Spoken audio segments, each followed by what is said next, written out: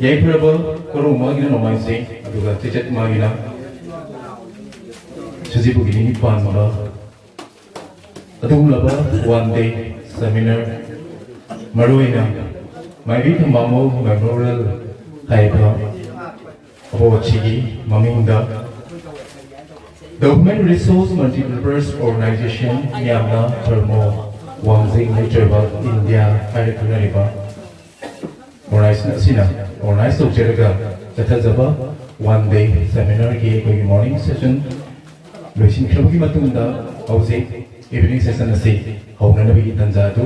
Timbibo, Pai, Matiki, the luxury, I have a look, Jerry Haraga. Masi a session, Ashida, Equina. Moderator Gi, what they did about Ikai Nacheriba, Ozaido, Lamuzo Manao Singh, ex-member, Manipur Civil Service, Mayam MPH, Vice President, Manipur Site Committee, Thoba, Amadi, C. Babitaba, Paper Reader Winner, Dr. S.Birhari Singh, former Principal, Maibi College, Wangzing, Ozagi Inamna, Meitei culture, a hybrid culture, Aduga, Anishubada, C. Babitaba, Paper Reader Winner, Chingoy, Shanacham,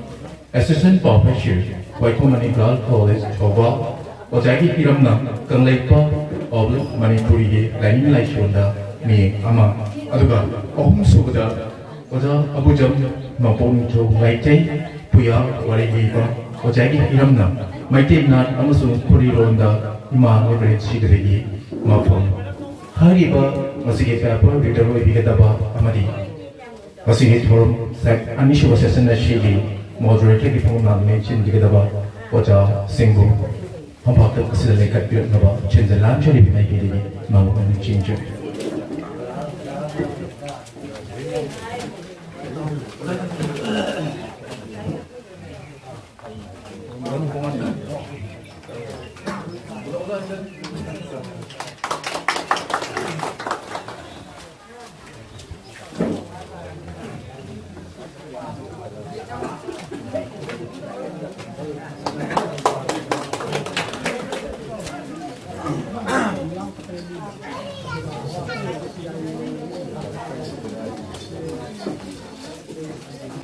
Program Masihas does reporting a Shigi, Program Masiga, Misu Assassin Shigi, moderator of the microphone signature. Thank you. Seminar C. Hongabi Lamta, Dr. S.Birhari, former Principal, YK College, Wangzing, paper, Meitei culture, hybrid culture, IBC, may I have a topic of Hajari. Mahokda Sigi Anishuba, Munting Sigi Moderator Agiyamba Manipur Public Service Commission gi ex-member Masung Habalgi Chaitagi Unachilamagi by Christian Jubilee Masung I know very drama. I mang again Diriba Jaguru Singh Masum Jeb Chen Singh Unoki Honda in Rotary Tonan Asili Mungkin di seselesi Sak Tokpe Patung Moibenina Sang Nam Momo Aduba Amadile Ramani I na hanggating bata I paper of the Lakimida Ichet Thambalngou Mapunda I Telugu Kitang Jaga Ichet Thambalngou si I nehe I get the Marvin I get Shagini Ep in the Rapatigi I get Marupsigi Apupa Palematosi Ramira Yet Thambalngou na Polemi Maxi Aduna, she Matamutu Digi Kanglipak. Aduna Maibi Thambalngou Matanga, Haki Rosi, Akogi Kunsi, the Yam Sovereign, Yamana Hajar, Sanjan Ima Palemimana no Bubi or a soup. 말레 프리티비시다 거이나 홍다라과 시디 마이비 야우도시 야우도 어디까지 야라가수 아동마 오이바 아동마 신함 아마까니 이상거 마이비 시 거기 막한 아니 주의나 하셨다 거기 로다친 같은 짜복 또 뭐 마이비 막할랑 아니 레망 한발 라이브하고 지리바 마이비 강부 아니 하이라거든요 पृथ्वी लेबा होजिक चाखलिबा जाति ओइगेरा चाखतबा जाति ओइगेरा जाति खुदिमक्सिदा मागी इतिहासता माइबी हैबसि अदुम मोदरगा लाके ngasi doctor खाना लिंगना जाबो नोगी थबक्सि जाबो पुगी थबक्सि डिलीवरी की थबक्सि हॉस्पिटल दा इंस्टीट्यूशनल बार्ट तोरिबा इंस्टीट्यूशन डिलीवरी तोरिबा सि तोदिगे ममंगदा जाति खुदिमक्सि थाइना थाइना ममंगदा माइबी हाइबसिना सुम जाबो नोगी थबक्सि तोरपनि मरबदना आई इन शॉर्ट आई की डॉक्यूमेंटेड ओबंगा कना आई सुम हियर चेरनते एनी जाति संगत जाति वगैरह इंग्लिश जाति वगैरह जर्मन जाति वगैरह इटालियन वगैरह जाति खुदिमक से मोय चाकुतिगिन आ मथाइदा हाइना नि ममंता मोयगी चाबोस्पिगी डिलीवरी की थबक्सी सोपोल मैकेलोंदा माइबी इंग्लिश तना मिडवाइफरी हाइन तोरमंता मदु कालगा लाखिबा मोयगी सिविलाइजेशन मदु कालगा लाखिबा जाति दियोगे it is a documented thing अतोबमना ngasai lemang phamiba daithok dithong toriba maibi haiba kangum masijuni ojikte yam sakupta jati oriba German jati English jati Italian jati French jati moi khudiba kisu ari bam batam ni moi civilization da lai phau lemang phamba lai phau toba maibi le madu makoi ki Roman culture da Roman culture da makoina sibai lai SIBY sibai lai adumba maibi mojile aduna jati emagi culture da maibi haba pochi yar bor aduna akoi ki jati ju pikara chaugera chakolera akoi Meitei jati ju maibi habi mafam de mise jati emagi civilization khongjen da evolution da hadok ya da bom chelo mani yarom akoi Meitei ki maibi si aina hajagara sabok na ok ba english ta mai bidu hore ne khangna ba maibi ma aduga laithuk din tok to ba maibi ma masai ki roman culture da swell han haram ma adu sabok na ok to ba maibi ji ni ba no oine de laithuk din tok to ba Jabong na yaw dawa, ay tuk tituk to ba lemang phamar chingba aja puja to ba maibi hidi hongo na tar ni pa to ba yaw for example tha atha pu gi khang dar ka su ana pade khudam bije ga akoi labding da maibi jarum sing na ama akoi sai loi thani ai di maibi sabok to gi thakop to ri ba maibi hi di nipa ma song hongo yaw de aduga laithuk jo to ba lebang phamba to ba sibai lai kamu su maside di niba so hai bne na de Meitei gi masi pos aduna maibi si asuna to rapunongda ise thamango ji karma makal ki bai bino hai bu ba sai a de panjagi ba midwifery ki adu ba kamu tu di yaw ba adu ba ise marmaduna bahagna angang nipi nupa kya ge punchi kan grabajani aduna sama se madama si chawra 미워 비타지 힘는 보는 거다. 짜오로 로르마 도마 로르마 이시. 말하면 또 마두 하지라까. 아이가 아티클 시 잉글리시다 이브닝 마시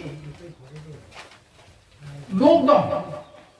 COVID-19 마시기 라이처시 라코던가 콕콕콕 야드라바 마탐시 아이 시데 렌즈기버니 쇼 리싱 아니가 kungi lisingan ni kungi September tang tara mari masung tram na dapat wan putung na Impal Free Press ta fongi samdana aina mobile ka pin moida mo bongir ko so lisingan ni kungi September tang tramri Impal Free Press na phong gibani ada da bai Mangijao sina Meitei culture na thimorga sumna amta tawgen khali de ai paper do adumata pa ba ya bare yengo haina thagibani English na ibani adu ai English na pa basira Meitei lon basira ai asumna khudong chana bedong tai mayam na khajaga ai asigi Meitei lon tu English su Meitei lon lakpa city nga sai mamang to haina gare lon na mati lon na the translation to boisi magi limitation khar lai chap tan pop tan hai han basi adaba lai adubu ai point hajege mayam paper on the my own view amba perada harisi it can be unequivocally asserted that there is no racial or ethnic group that does not have its culture like the jati ma pikra chaugara leiti haven samjan culture like the jati ma leite pikra chaugara ai khudam bijara ka andaman ko warda hoji jarawa ne am chakata ba mi sim masing am da kamu gorle chendine ne am mi masing am da kamu hosle am chakotri ba moi ki jo culture le je pikera sauke asobo jati ki jo asobo culture le pi apik pum jati jo apik culture le amaram da uchi asoba langja kwa digi igal na asobo mohum sai aduga mongbina chendang no acha mohum sai adumna miei ba akhoi ki culture le tabiati jati to pikera saugera adumli masilere second perada first perada ai kitang makata dagi ga adu simadang da mayam na tatna haini mayam tatna haini Manipuri culture ai sida ai pajarakya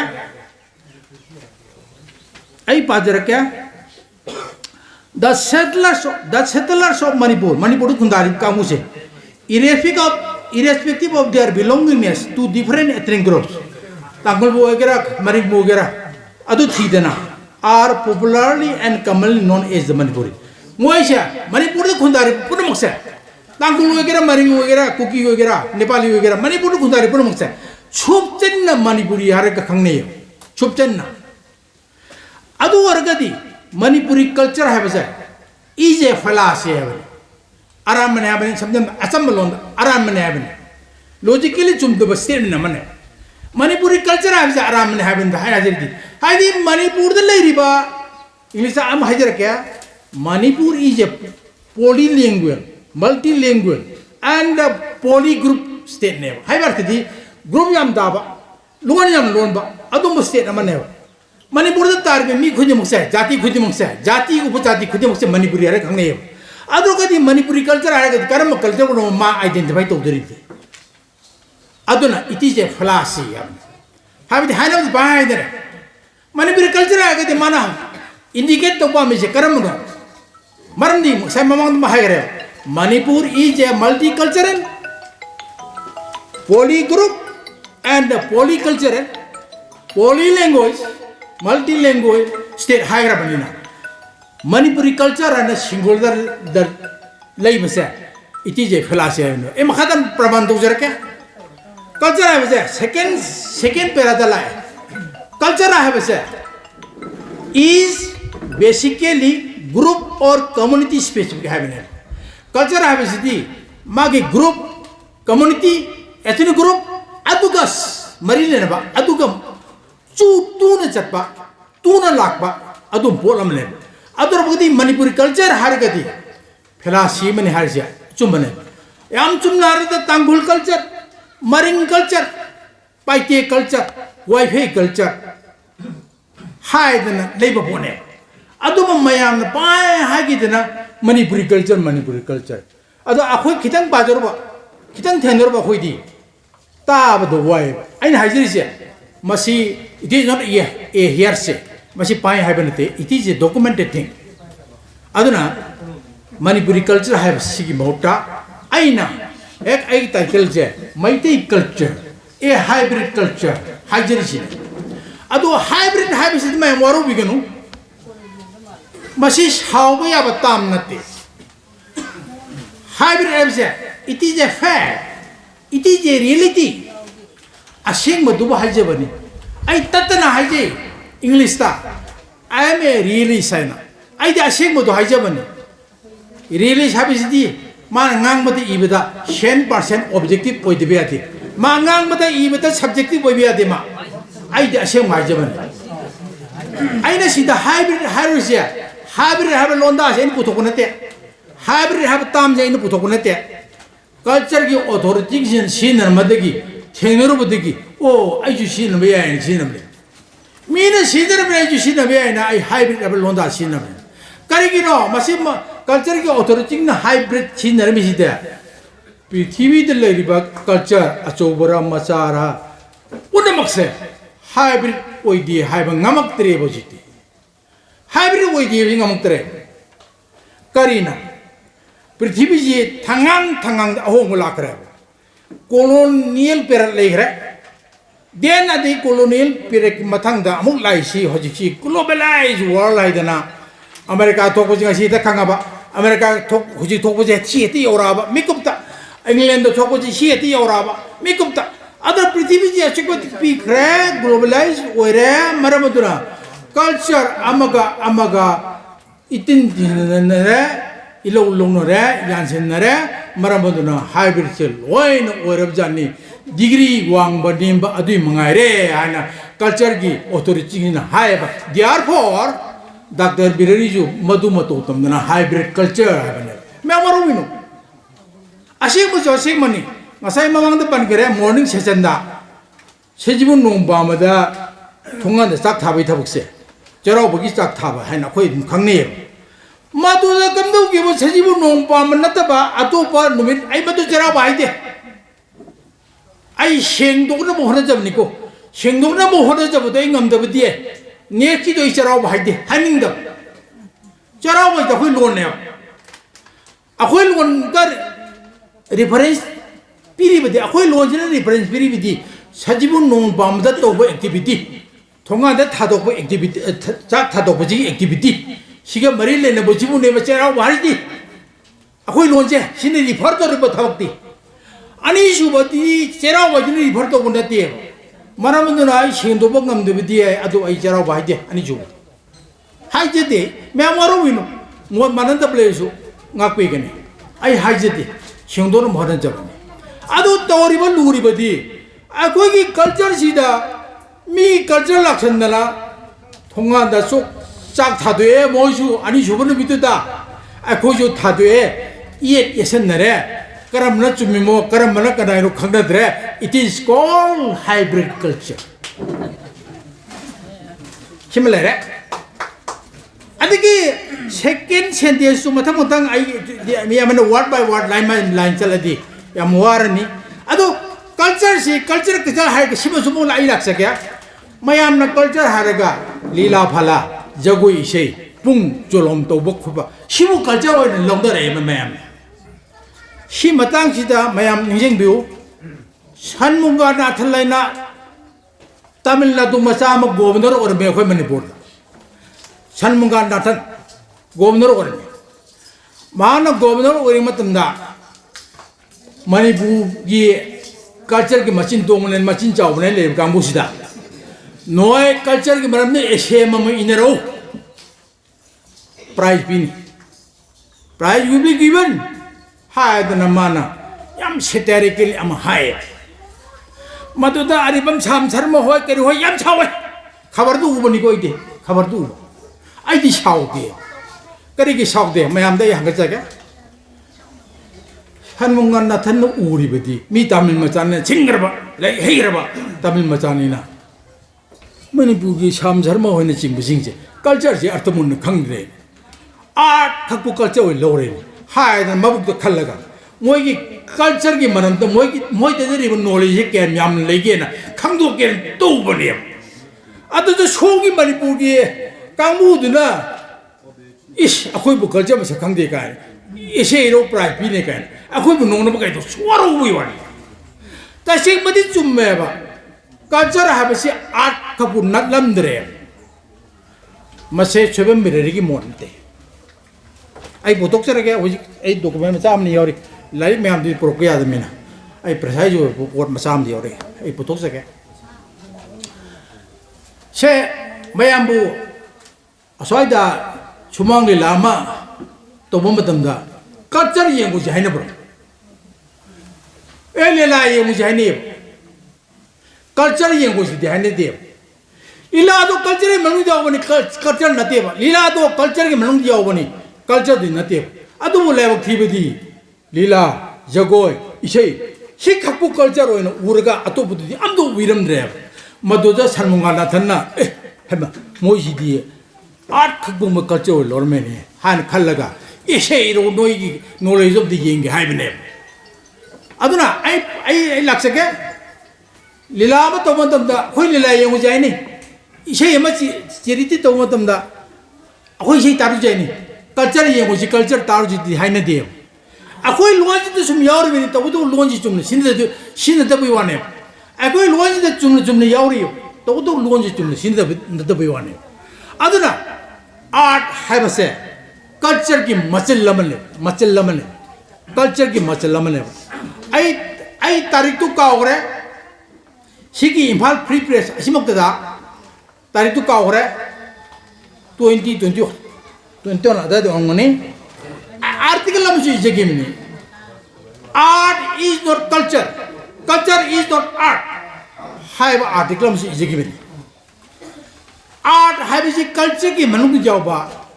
मासा मखक में culture दा करी यार ये दे culture सी अच्छी को बत्ती चाव रहे यांग रहे आई culture की authority अमक की definition हम कहा जाएगा ईबी टायर हाय देना British anthropologist मानी यहाँ लाले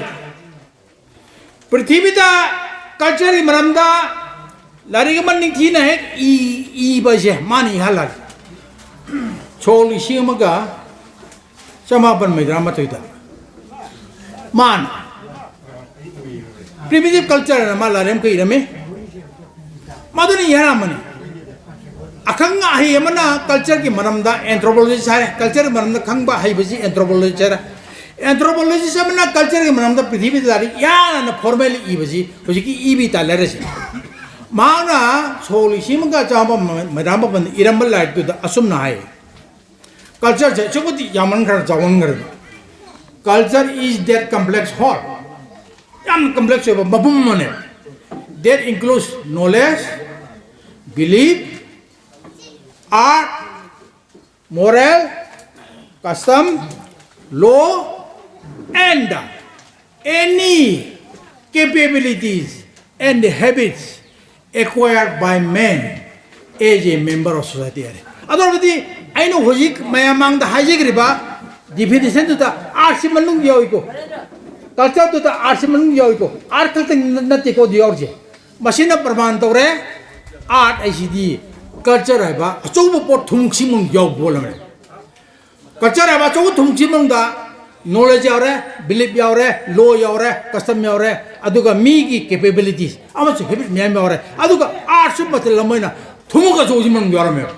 अदर दिन तुमुगे जो वही में दिया आर्ट का कल्चर है बच्ची शर्मा ना थन हार दो चुम दो दे शर्मा ना थन वाज राइट सिने लाक्चे दूरी थी आई मोड़ती आई ने ठेंगे जो बुद्धू मैं आम तो सुमवारी लीजे बने मोड़ने को तो बयान को मावर को वारी लीजे मोड़ने को तो अदर आई दी वारी लीजे बयानी मोड़ने को तो बिदा अदर ना आई ने ठेंगे जो बुद्धू मैं आम तो लीजे बनी आई ने पुतुक से बंद नते हमका आई ने पुतुक से बंद नते अदर बात कम दो रहा अशेम यावरे बकना की लो यावरे मोरल यावरे कसम यावरे बिलीव यावरे नॉलेज पुनः बक्सी कम दो रहे कल्चर सी मतंग ने के मंगदा कल्चर जीबू मसक्ता नबा आर्टिकल सी अचुकमति इनागरे कल्चर सी अचुकमति यामना डिफाइन तो करे मधु दिकरी एमजे हास्को बिसेना cultural anthropologist have like to इबा अफावा एंथ्रोपोलॉजिस्ट मले माइ लाइक टू दिला culture की definition जी चाम को हुए ने ले माँ हर में culture इसिंग याव में तो थक जाएगा culture की definition चाम को हुए ने ले माँ हर में बा आधे क्या मो conflict and tension ने लारी तो मोय प्रोफेसर मनी माने इधर और का तोंगान बा अफ्रीका यूरोप अमेरिका में हम सी और का इबादुम लारी ने conflicts and tensions hai dan lari malay madu dana kari mohai culture ki difference chani hen lay mai sida tak pade aina tojari ba report sida tak aina mayam na hangajari badi ji culture ki difference je ajak yang re aduna yaman garadana culture ki maram dan naina ba apau boni pa makna ngasai bai Mangijao na ma ki report ai be pan gre apau boni pa bai Mangijao ji culture mati culture ki maram khara thawai wan ei he pija bani iding material je Russia da pokpa lenin noise tele no ki matam da pokpa Russia da pokpa pitrim e sorokin ko ma meming do asam mi de pi e sorokin ar khangni maxi Russia da pokuni lenin noise tele no matam da मासी लेने हो Stalin हो कि मतम दो दा लेने हो स्टेलिन हो के मोसी खेदर तना मासी अमेरिका दा चीन करगा अमेरिका माने यूएसए दा चीन करगा यूएसए दा एसाइलम लोगोने यूएसए दा एसाइलम लोगो सिदा मा लारी हिबा अखंग बा हिबा मिसे कमने ना मासी लारी इबा फोंग के दो यम तोगोने अदु माना तोबो सिदा माना मागे लारी मैम इगरे लारी मैम दा इलोय हजर रोय माने इरम लाइक तो आई लोई पाप सिंग बोंदे यान प्रसाद जो नि इबा मागी आर्टिकल हमका सो लिसिंग अनिगा निपांडा यामना सुंजल लगा असुंग बोलोइना फिलोसॉफी ऑफ हिस्ट्री हाइदना असुंग पोची आइना गूगल दे थीबदा थेना बनी मसी सो लिसिंग ने निपान की सो लिसिंग ने निपान की एप्रिल की तंग तरह अपलोड तो बने फिलोसॉफी ऑफ हिस्ट्री हाई बा मागी सुंजन बा आर्टिकल सी आइना फंगगा पाजबदा मांगना याम समझना कल्चर से अचकोतिक यांगरा मददी मीने ने न बनुंगाई ने बेदंगता कल्चर से कैटेगरी होम थोना खादोपुन चुमनेना कैटेगरी हाबे लोंदा से भक्ति मान सिंदरंदे कैटेगरी आबिसिदी मयाना खंग बनुंगाई बा इन सिन जबने माना असुमति पाक चाखरे दि कल्चर से मखल होम थोना खादोप तारे याना माना मागी मोट पिरामिड सिदी यावरी मयाम पाबिने ngose ngon जरूर कॉपी लोबी बिया गनी पेपर से भक्ति लोगो यारो आई डॉक्यूमेंट आदना ngasai mana harme culture mayam si jawr bochi ideological culture hai na julubam legene madar kar yawni ngasai ibi talerna pigiba knowledge believe ko mayam do yawni khudamoina agona mate hoina sanamai kachinda sanamai pebungo laliba believe ne adigi te khawe khuji da kani sin knowledge ni adigi akoi gi khayom lau thau to si believe ni haibidi chumai to na idea knowledge believe kim mong da leiba pot mayam ni masibu pitrim e sorokina ideological culture hana maming do thole then again atau pekang ke dora mi ba ko si hek pokotegi activity khar toron le madu activity me am to buni culture har se jogoi sare iseng ngai la yeli a surum dele ba mi bo ke pending no jo bole ni pending ji kai de hore ga ke pending de hore ai ni इतिहास aduna mi bana la yekpa isai sakpa jogoi saba punamak se masi activity ne asuma activity si इंग्राजी दा behavior है खंगे इंग्राजी अदुने activity की form द लेब कांगो सिबुना सोरोकिना behavioral culture है थोले अदु बती यंगिरो कोई मी बखोना मैदे खोना सुमांग ले आकाजे मैदे खुगी activity ने that is art इसे सकबा इसे जो मखलानी देरी vocal song instrumental song को असी मिया बिकी behavior ने that is art lariba miyo bigi behavior ne lariba allahu miyo bigi behavior ne adi murti shaba kari craft master award state award di mande sai award di ma pham 노데사 마 우이래도 내가 호동을 못 떠오르지 마나 크랍 떠오르지 액티비티네 아시고 마마 칼기 비헤비어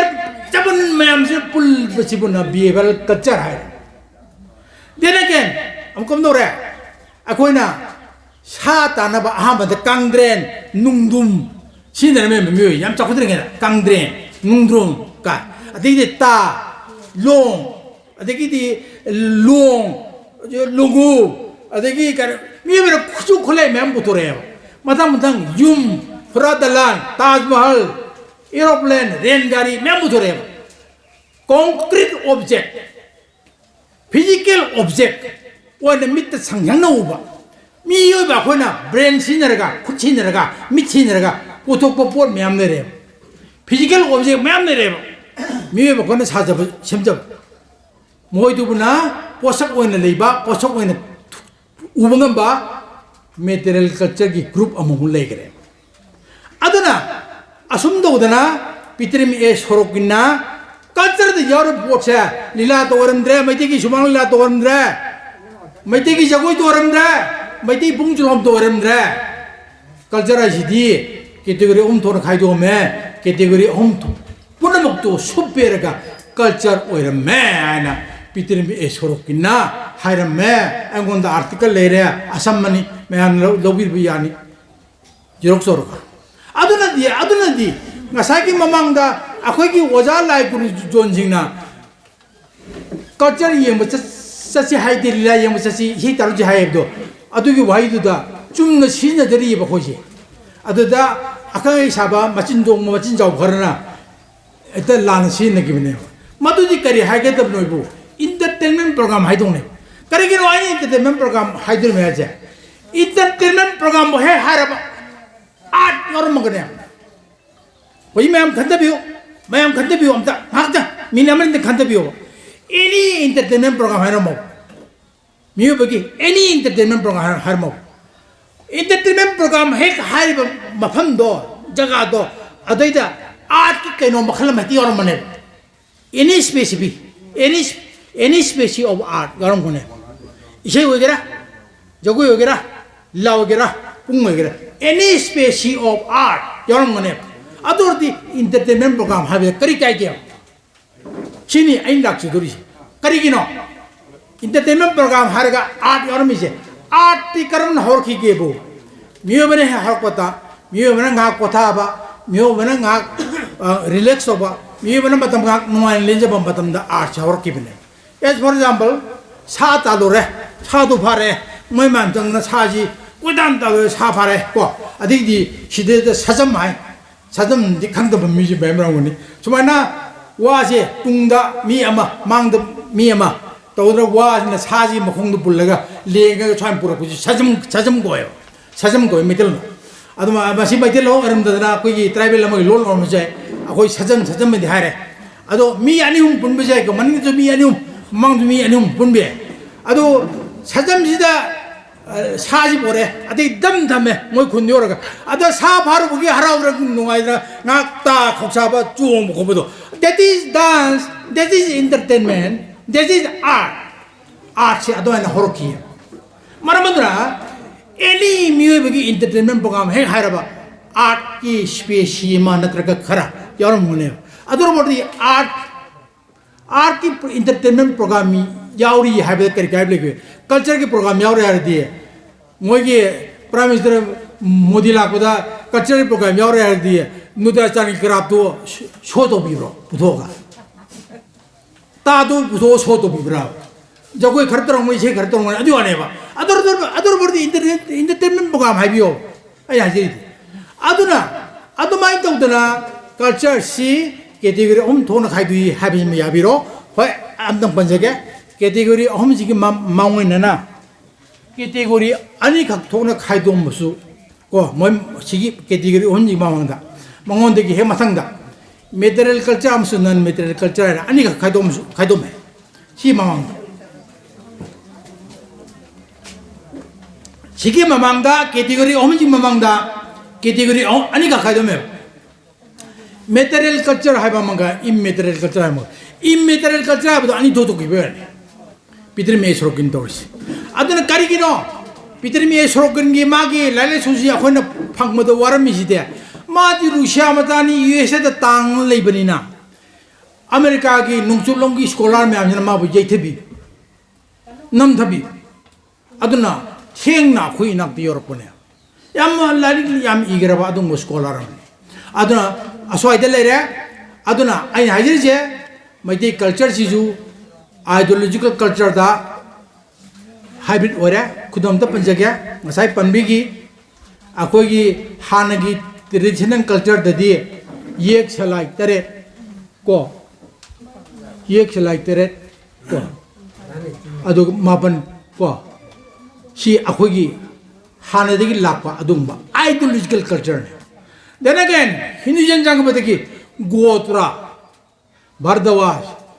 아데기 안케쇼아 아두다 고트라가 예ek 살라이 참전나 그래요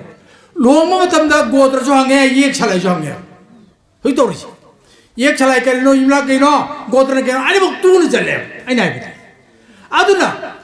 ideological culture 다수 아코이 메티 아코이 culture제 pure 오이드레 아이 농나 저번에 고 아셈부드네 하지르디 하이브리드 오래 then again 비벨 culture 좀 영시 아코이제 전돈지 나 돈 돌아가 시도주 딜리 마야이두주 딜리 고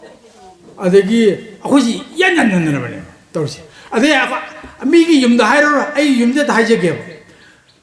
South Western corner ay sana may pebong kolali.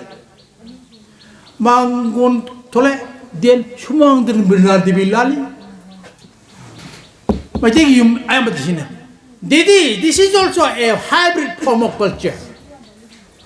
Season. Then again, metal culture who the molak check Shangari. What is the Shangari Bo Udeko? Shangari Shishu, my dear Hogi metal culture symbol nothing. Shan 마이데 거기 론 가리 미기 론 산가리 만만히 좀 다해봐 그 산가리 이번 메데럴 culture기 오브젝트 메데럴 오브젝트 메데럴 culture기 포세 시조 하이브리드 하이브세 만만히 따라해봐 산가리 아데볼레리 조안 피딜라 그리비 조비 이바베 아들아 메데럴 culture도 좋아 그 메데 그 메데럴 culture지 하이브리다이즈 도래 아도르 보르디 아니 하이지가 들이지 कदाई वाइदे खाइदोक दुर्गी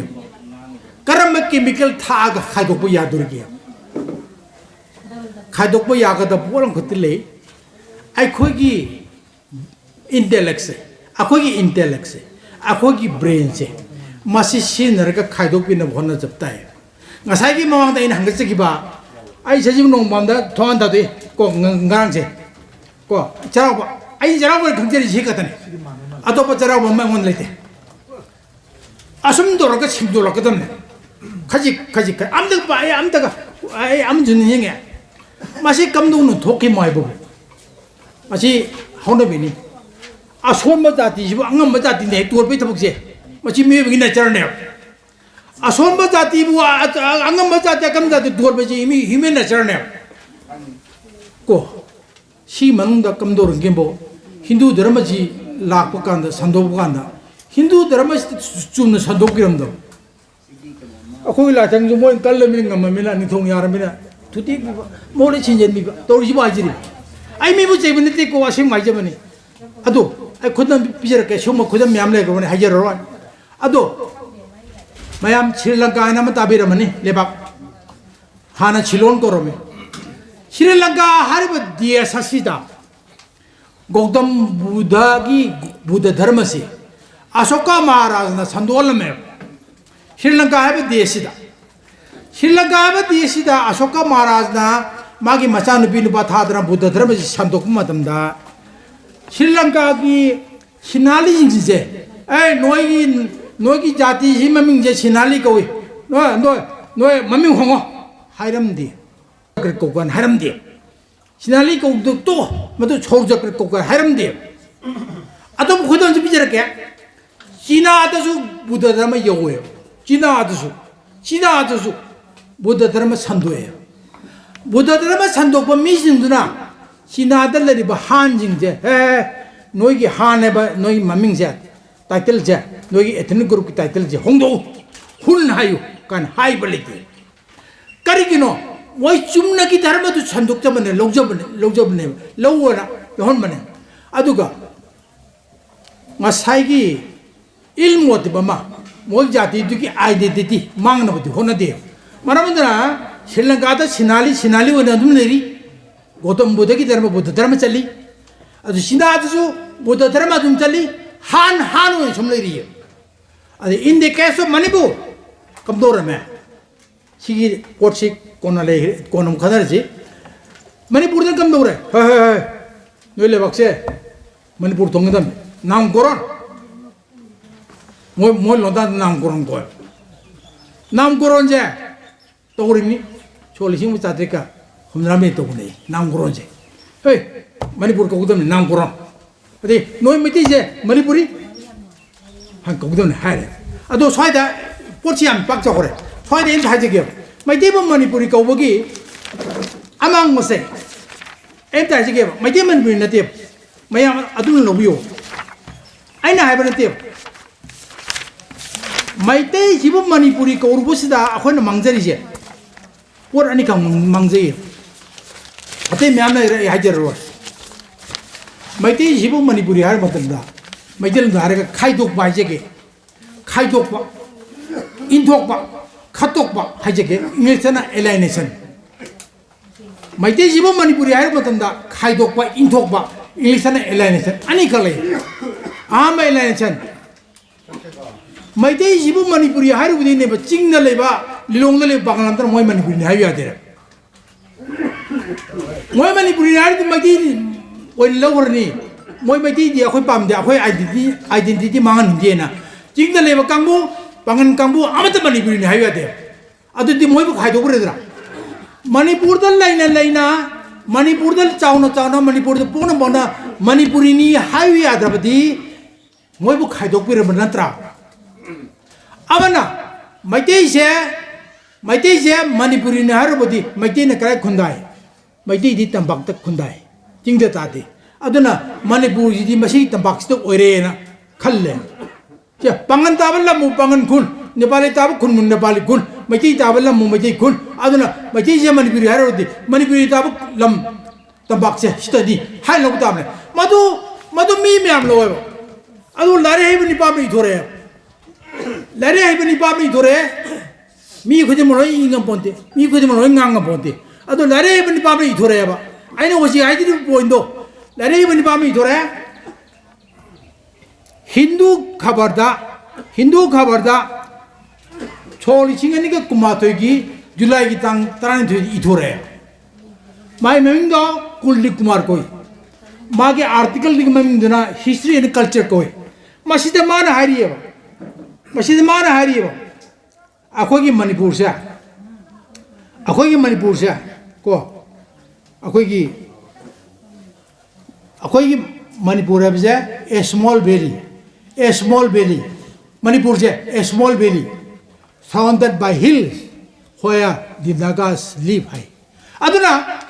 마이티브 마니푸르니 하르비데기 람 가이도 그래 징기 람 가이도 그래 징이미 아두가 담박다 따르 무슬림 양로 아니 집어 가이도 그래 two alignation 아데 아마 저리 two extinction 못할 빠니 저리 마이테이브 마니푸리 하르보다 못할 빠니 저리 그리 못할리 마이테이 자티에 버자 마시 머밍지 못할래 아니 저보다 마이테이로 하버 론지 머밍지 심어 못할래 아두나 two extinctions and two alignation 마치 아이나 하이버는데 아숨날 레이 말하면은 Please, I am Hajigodori, I Meitei, Changamadini, Meitei, Kanglipak Hajibani, Meitei, Ibaindol, Ibaja, Kudong Tajiri, Meitei is not, Manipuri is not a synonym of Meitei. Manipuri is not a synonym of Meitei long. Masima Kaubigano. Masi Kamdong Dog him, I Facebook Takasta Givini. It is an intellectual malpractice name. Intellectual malpractice. Kanan torba Bengali hegemony sim tolomane. Bengali hegemony singe kudam bisega. Assam the foreigners go back and hide against Bengalis. Hibane. go back foreigner haido Bengali sin hai bane makhone so akhoki Meitei gi lam aduga Manipur hai lam se matam du korum de moina ngan la kharka makhoki hegemonism do sandong na bedam ta akhoki identity se mothena bedam ta intellectual malpractice to we marmaduna hojiti kamdo kore Manipuri batam se ai ingraj hajege masi now it becomes a de jure tam mase politically yarba politically recognized orba it becomes a de jure tam now de jure tam am oire marmaduna asuma de jure tam se ba khone negative ke haragadi de facto tam Meitei loan and Meitei je ko shin bi batai matamada da matom kakta de jure tam se du kigani akoi de facto tam se de jure ontor kane shine ai hajigo ri ai gi paper si masi line by line paragadi matam sang changni haidana ai somda samjalaga paper reader datadana wanga bond ngang jagarabani adu paper sindri bam papiro madada mayamna karigumba hangbilingba or natraga walauba aina panjabada walauba kya karigumba leragasu ai haijege aina haijir purmokse masi aina thengnajar bodu mayando wari litok jabayani masi perfect way habig wanti akoina bagadaba larik mayam padabi yauri poni parabu kharadu thenra bodo mayam dai hangachabane masi ai tapyo Mongoloid classified as a Mongoloid, the Africans, and then Aryans. That is one is European Aryan and Indo-Aryan. Yeah. And Meitei have say one of the included in the Mongoloid. Yeah. Definitely. Kaya matang sa kaya ganito ito. Kaya organization akil kaya matumina kaya discussion se kung na kaya pa ani kau matunda kau gudam niya ni adubo mungkin kaya na hambir ni na si wang jinggan kudiraga matang ipon na mutong na Okay. Thank you sir. Aina sum notice aina sum chaurang sa pam matamda mi habasigi meaning se human being habase akuri Meitei lon da natraga Meitei lon da mi habase aina sum tazeba that is Mizoram da mizo that is the Right. adi awang badalai ba midu mizo and then in the kind of Burma, Hyderabad, the majority people in the Tripura. Mumbai ki lulon da sum mi se dum mi dum haye. And this thing Nagaland da sum mi se dum mi ya dum haye. And I da sum da sum tam da ko ki Assam da zu ai ko ki kano gogoi adigi lachit bor fukan kind of title khan lai di. Moi da sum tai ahom hai wahi sim kham ai da sum thagaze ba. Alena asai ki laksani bo point di ai Meitei se Meitei natraga Meitei se the people who are only inhabited in this area, this the states the legacy khakang ekoi na khangna gadra natraga the world people of Thai na koi Facebook ta idea koi Thai people na koi amakhan lei bane suppose I can okay please continue adu na aina laksani ni di koi sir ki koi si koi Meitei is one of the ethnic communities of Manipur with greater number here, though it is a true minority in the national and global context. Yes. In the broader sense, yes. I would think Thailand, it's come from the Thailand. And one is the Thai people is actually they are descended from the Mongolia. The word Mongoloid comes from. In the early history, the Mongols warrior, that is kind of Genghis Khan. Nowadays, the people are confusing that. Suppose the Muslims have their suffix as a Khan. Actually, the Genghis Khan conquered up to Spain. Spain. Oh, please come to the conclusion. Yeah. And so that is. Among this Genghis Khan descendant, one is Subutai Khan, and he have conquered the Southeast regions, Asian regions, except Vietnam. It is already recorded in the YouTube. We can easily find from the YouTube also. The Thai people, that is the Mongols people, only can't conquer Vietnam. Even the Please come to the question. oh yeah. Please come to- I didn't miss it. Sige, Meitei have the some we should solve the broader sense some of the global context ko. Do Manipuri some my we say Meitei is minority. We the right na some very conservative national and global context harido I na mangdran da hajabate I gyan dana hajabani national and global minority true national and global minority Meitei is minority in the context of India and Meitei is minority in the context of India, but there is one reference of comparison that is understood. Aina phumjin jaba reference for comparison am khale jiwa ado aina phumjin mado ai sida di haibe aren khale Muslim bu barot the minority ni lawri recognized minority in India, but Meitei is not a minority, is not a recognized minority in India. Adon naina reference for comparison is omitted. No centrism haina wa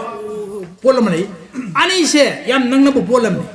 Ethnocentrism lay babi Muslim communal the higher. Hindu ne Hindu ngang ba, Muslim na Muslim ngang ba, Christian na Christian ngang ba is natural now. Madu communal higher de. Communal di karakan haigani. Ako Meitei sina ko interest ngang mena. Woi kangbu do malu ay kaharba. That is communal. Aduga ako masin kaki marakta. Ako gilay sang madu sadong ni. Ako gilay sang madu sadong. Ako mi mga drama tahan daw ni. Kasi this is not communal. Aduga I am the tamjage me amda. इजरे level level से मोई जाती यमताई मोगी रांती दोल जिसे communal line लोई शेमी यू की पार्टी इस्लाम धर्म चरप कामों की अरब पार्टी आधे की क्रिश्चियन धर्म चरप कामों की क्रिश्चियन पार्टी आधे की you the conservative you liberal you मोई पार्टी ले कम्युनल लाइन लोई वोट पीने कम्युनल लाइन द वोट पीने मरीना आमन दे हिंदुक्ता ना चाहिए आनी द मोई वोट चिमरे तो है majority amana jo sarkar sengon da amana sarkar sengon da communal line da bahut si loi pine da lege da na chahi ani nong da vote mare to hai adana me communal line da shape political party shape me ba lebak do da communal ne jab da haine de ba akoi baro da na tu ma communal akoi di communal de oi da bane akoi di secular ba mo secular pa ya ni rajya wala hingang is ai ta seng nong thamoi choe तसें बदी secular मी बु secular ओइदि हारगदि मासा से आहाम बदी एथेज ओगेदमने धर्म आमत the थाजदबा नास्तिक ओगेदमने मी बु secular ओइदि हागेरगदि मरमदि धर्म आमत belong तोरबा मी मतना ट्रुली सेकुलर ओइदि बारो संविधान दि इबुने इबनि अदुगा ट्रुली सेकुलर ओइदि मसी पाय हाय वानते अहान ममतद पुनमपु छेमबिरिबा ताइबंग मपुबु खुरुमजारे अनि सुबदा वांजिंग इरमदम मसिद लाइबिरिबा पंथौक सकलबा पलेम सकलबी अहलमन इमाइबेन मरुमपांग इसेसल ख्वाइ खुदिंग मपु फाउगी फाउगै सोलहन बिदुना लनगि लनगै सोलहन बिदुना नुंगाइबा याइ फबा पिना बिरिबा इरमदम मसिबु कोनबिरिबा इबुदा वइबेन दवनिबु थमoi कोन पोछेनजारगा इकोक नोनो खुरुमजारे लोइनाना ngasi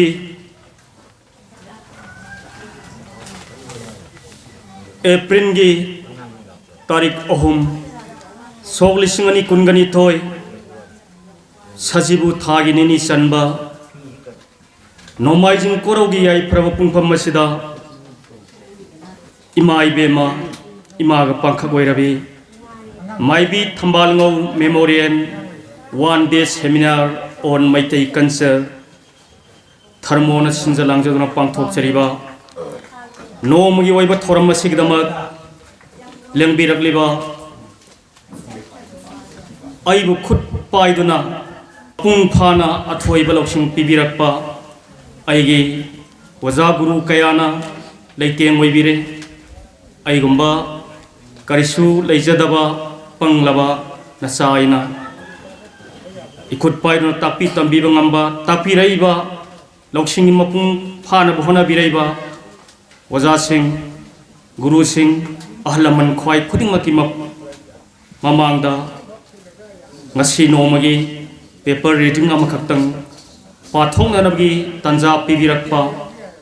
आई यामना लाइबक फबनी हाइना लौजगे सोइखिबा लानखिबा हारिदबा वाना हाइखिबा ngangoidaba wana ngangkhiba ayola ran kya yaurabasu panthok saglaba polem saglabi lengbirakliba oja guru sing ahlaman khwai khudimangna ngapiyo haidana khubam sangjok tara lonana kurumjai loina na watem purel amadi wangang loi kai khumna jaraba oja ni basu kai khumna loina na kurumjari aina ngasi ngang jagadaba असी ममिंग मैतई नाट अमसुंग खोरीरोंदा इमा लेमरेन सिदबीगी मफम ताइबंग palsy करीमत लैत्रिङै हाइबदी नुमित था थवामिसा ओपुरोय तौहिरें सजिक थबा उरी उपान सिंगपा तोरे लैत्रिङै ताइबंग खोंजे न ताद्रिङै अमा कौब मपु सिदबा अहांगबा ओइना लेरमे अहांगबा हाइबदी अतिंकोक अतिंखम अतिंगा हाइबनी इकोक कोकपा इतिंग तिंगबा इहांग हांगबा हाइबनी अहानबा अतिंकोक मरु सिदबा lining थौ हाइरिबा सिंगु असिना ख्वाइदगी इहाल हानबा लाइनी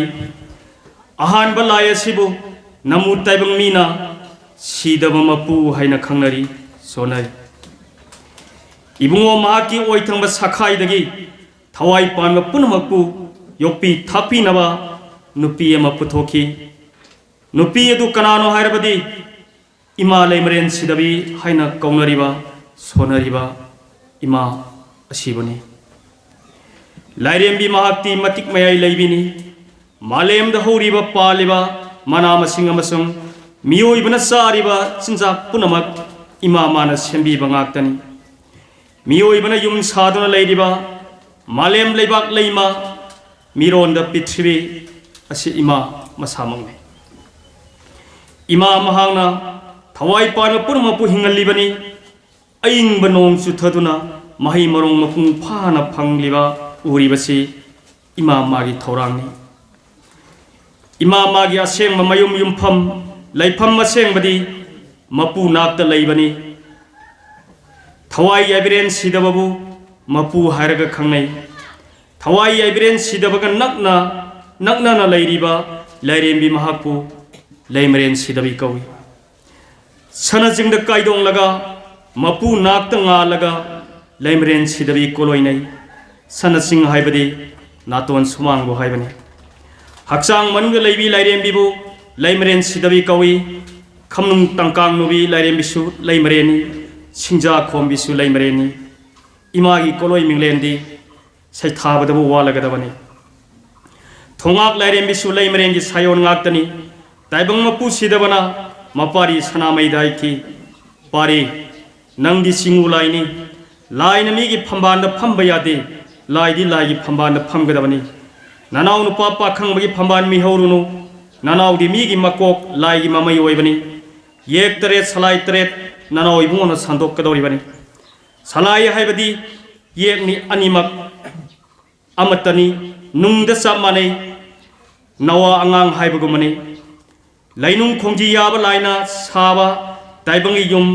का अहुम मरी मंगा तरुक तरेत मापनगी मनिंग इथंग थंगबा कादा संथोंग पोमाई लेपा फुइंग सना पिवारेन फुइंग सना लाइजरेन संथोंग अपानबा सनामही महिरेल अपोइबा थोंगारेन यनका पौदाबा साइजिन पोलीबा कोलोई ममिंग सामनि पान कौना नोंगी मनुंग ताइबंग न कलकपा ताइबंग चिंजाक चादुना युम खुदिमक निंग थवोइदुना हक लैगदबनी haina takpiki nama leimaren gi sakhai dagi puthokpa sana songjoibi mingau basanu asiga phambal langgadabani haibiki nakoi ani gi marakta ipa gi sakhai dagi puthokpa lai amana thattuna thamgani lai adasu nahak ni khang isagi phambandagi khara lapna awang maikeida nama leimaren sidabi isai puda yatabi liko lasangmada khone nabi taret ki sanjai hingmada yatabi sanagi tangbanda phamdeng libi lupagi tangbanda yahipi asi tattabi arai kangdabi tara sangkhang sak sobi wanglei yen khang yen sobi mangda tawa samlangna lumang sambun pullaga panthau koloi mingauba lutung sambun pullaga palem koloi mingaubi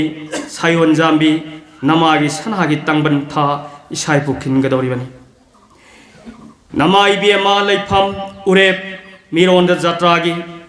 kobru thangba phunga lairugi awang kajau yabi lemren sidabi kauna lairagadabani imagi koloi minglendi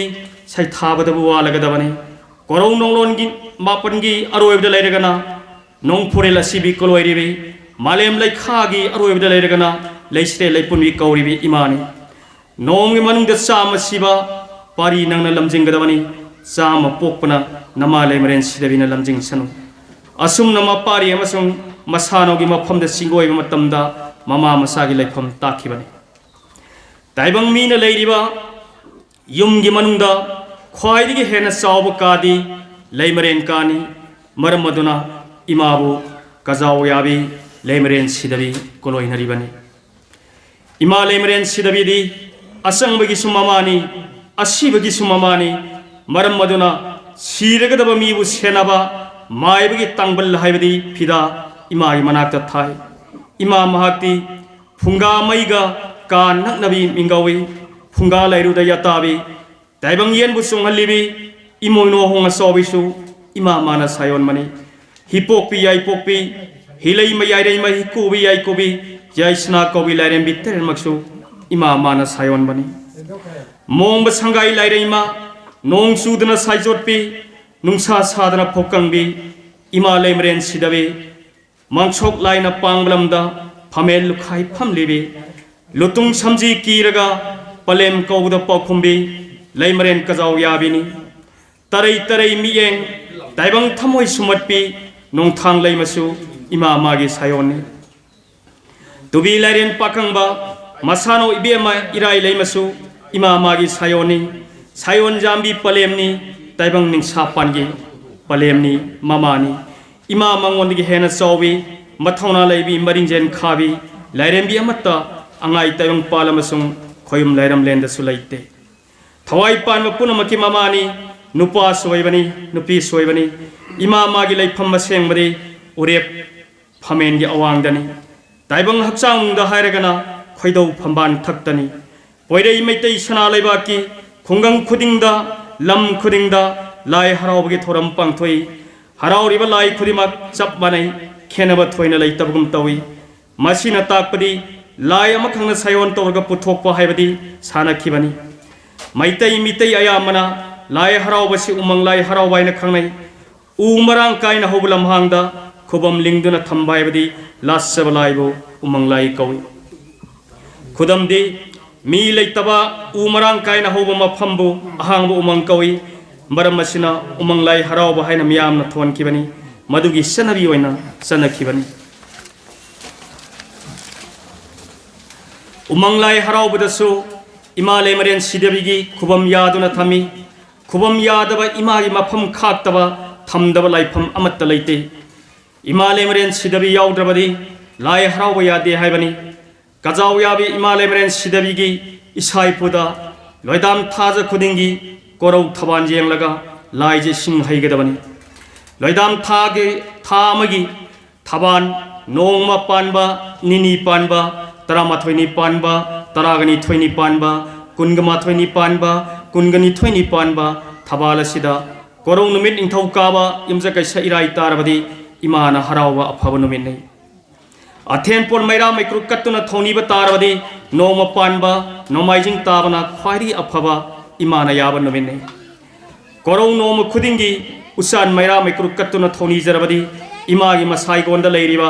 leiribi mi khudimak nungai yai phabo oigani matik sawi taibang palem yai phabi misang mi khai nai dabi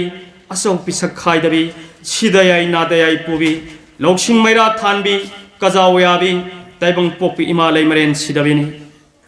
lai haraugi ikau chatpada puriba mau anina puba sapu masani da sangbila gi manana larai kolaga lang ahing balangja mapan tare tinduna semba hiri gi langlaga konana layom yomduna sapu masagi manungda thadaraga isaibu pubi mau amana mang tharga lai pubi pakhang lai sabi mayamna thogan tawraga turen natraga ikol amadi patigi sing soi ahan bada konjai huli ani subada khayom lai ahum subada hiri gi langado isingda thadaraga maibi na sarik khinglaga lining lai son sonduna thawai miren kaukhalaga harau godori balai adugi thawai haptuna pukhalai laimang yauraga langlama pan tare na tinduna semliba layo madoi saipu matak ta hablaga isaibu pubi nupi aduna mang tharaga maibi pena sakpana senaduna lainung de sangi lainung yauraga layom anido lining tholai rembi ani gi khoidau mapa da thami isaipu sapu aduna lai ani gi orom thangmana kanda thami isaipu da phanek seli inapi concept kokumpi lik kuji lai likol asangba haple amasung thawai swapi masibo aikoina leimren sapu hairaga khana hairiba sapu asimak ima leimren sidabigi masak mawngni haidana ibirami tasengnamak ima leimren sidabini miyamna ngangnariba sonariba mahausa kaubi asisu ima leimren sidabini haiba yai mangondagi thorakkiba oikiba ngaktani malem haiba simak ima magi yumphamni khudam imam mamna tarang oina leiringai karisu leiramde wanglendu da mapu sidabana hung haina iwai inin pirakpada masagi haksang nungdagi madom song thorakpi ima leimren sidabini malem tengban bada nimitha thoa misak upal wapal usek waya napi singna khibik semboloirabada taibang mapu sidaba amasung ima leimren sidabi anina mapari singu asiba konsen turei semui maphamda haiki malem leitaiba semba loirabra hangmada loijare paukumki ima leimren sidabina taibang thawai panba semu hairabada konsen turei sengba sanameina wanglen hak nungbangnana lei thong adu ubada hai sidabana maya launa ka thoktuna lei ima leimren sidabina mapari asiba singu sanameda napan panthogi pai ma piu nungda sangkhro takpirabada laigening thog sanamena sidama mapugi pai manungda sangkhre harau banwai bagal wainana lauduna hoidorakpabu lai hoi lauba haina khangnari punamak asi ima leimren sidabina sinmani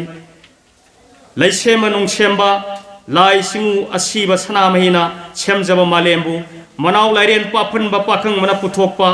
harabana laithingai oidena thugairabada ima leimren sidabina tarai mieng mitreng sana pagoibi nongthang leima puthoktona haraba laibo themjinke nongthang leimana haraba laibo kalak mihongna ba jagoi makhan kaya sadana haraba gi mamit than kibasu ima leimren sidabinani lai iko busatpada turen natraga ikon mapanda ikol haibadi pukri mapanda maibi na jagoi do nongthang jagoi kawi maibi na saba jagoi konglok to lau thibana masano khongjom bigawa tanaduna pungnung thangpak thababu singu asibalaina kanjauduna manghange khalle masagi khuyadagi upun marik lauraga samadol ayang ba sagol apai ba sarga konglok to lau thibana samadol ayang babu phana balang thaki langda samadol ayang mana thurabada konglok to lau thibana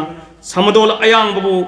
haumuna longthau sanduna phage honabada amana amabu henjinnaba ngamnadrabada ima leimren sidabina lairem bitare puthokuna mateng panganki lairem bitare na samadol ayam gi matu momen makoi marang khoiki amasung masak kakthat padagi konglok to lau thibana samadol ayang babu phaki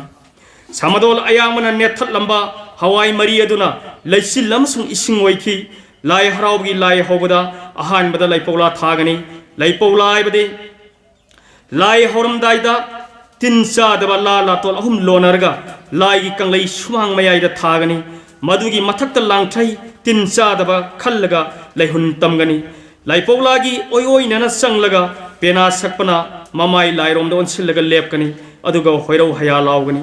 หอยเราในปานีหายาในมานีหิงสวยนะอ่างนี้ฮุบเฮหายเบสินะเตียงบ้านบดามารีมาตังมาทั้งสัมทัดนะสดานาดามารางกายนับปันมินบกิมองคงดกปนีมาตาวสุมนะมาเลมเดคุนดาไลตาดุนะเลยริบะวาคัลเลยริบะใส่บนะกอรูอวังบดงาลิบะนิมิตกิมติกมายายบุอารีบลวันดาดใส่ทาดุนะเอากรีเดอิบิรามีเป็นอาสักปันทาวนะหอยเราในปานิฮาริบดให้สิดบสิงโอนีหายาในอิมานิฮาริบดนะอิมาเลมเรนสิดบิบุนีอิมาเลมเรนสิดบิปเลมมหากยาวดบดีสิงอุไลวรบสูนามุตัยบังมีวรบสูกริกุมบทับอมตะปังทบงัมเดนามุตัยบังยิมินนูริบะปวสักคงลิบะลาวริบะตาริบะซาลิบะไลฮาวริบะนาปีสิงนาอุริอุปาลอิมาเลมเรนสิดบิขุเชมยาวดบะปวสักอมตะมาเลมดะไลเตไตบังมีนสิรัมไดดะไลให้นาทาจนาริบะคำนุงกิไลเรียมบีไตบังปุนิงสมัลให้บีกิโกยลาวันบีให้ริบีไลเรียมบีชิสุอิมามานะไซยอนบันีกอรูมาเลมไลตริงไงทวายปานบีคอนเจนตาดริงไงมาดมทรงทอร์ปไลดีอติงกกมาบุมารูสิดบันีสิงูมังวันดกิอิมาเลมเรนสิดบีปุทโธกีกอรูนไลระบะมาเลมนไลระบะสิงปัดตุเรลอุริอุปานมานามาสิงลอยมอมพาวไตบังคอนเจนไม่เกยงักปลายมาทักกิไลมาคากิไลไลนุงกิไลปุทโธรักลบมาตัมดาอิมามาตีให้บดีอิมาเลมเรนสิดบีดีกอรูดไลระกันนองพูเรลสิบีกวีมาเลมไลคารอมดไลระกันไลพูเรนามุงบีกวีพัมบาลโอยโอยนันสันจิงดไกดงละกันนะมาปูนักตะให้บดีสิดมาปูกินักตะงาละกันนะอิมาเลมเรนสิดบีกลอยในอิมาเลมเรนสิดบีบุปูนิงสังนะตัวปัสเสรานะวะคันดนะทำโอยเชียงนะคุรุมจรบดีไอนะปังโทเกขัลลิบะทอรมคุดิมักไม่ปักไปยัยพะบโอยมีดูนะขัลลิบะวะคันปุนมักอิมาเลมเรนสิดบีนะขังดับอูดับไลเตมหาตีแต่บังปานกิมามานีนะปุนมังนะโลนะอุยกอรงนงจาคุดิงกีอิมาเลมเรนสิดบีบุไม่ราไม่คุกท่าดนคุรุมจรบดีอิมุงอดูดาอวานานังเดลายพัตตบตินพัตตบสังมังอัมเดมารมัสนะงาสีพาวกิมนุงดากังไลปักไม่ตระบักอสิดาอิมาเลมเรนสิดบีคุบัมท่าดนะอิมาบุตรบังปานปุนมกิมามานีให้ดนะงาสีพาวะไตบังกีนุปานุปีคุดิมังนะไม่ราไม่คุกกัตนะทาวนีจรีอิมาเลมเรนสิดบีนะพัตตบคุดิมักงาทุปีจังอันเด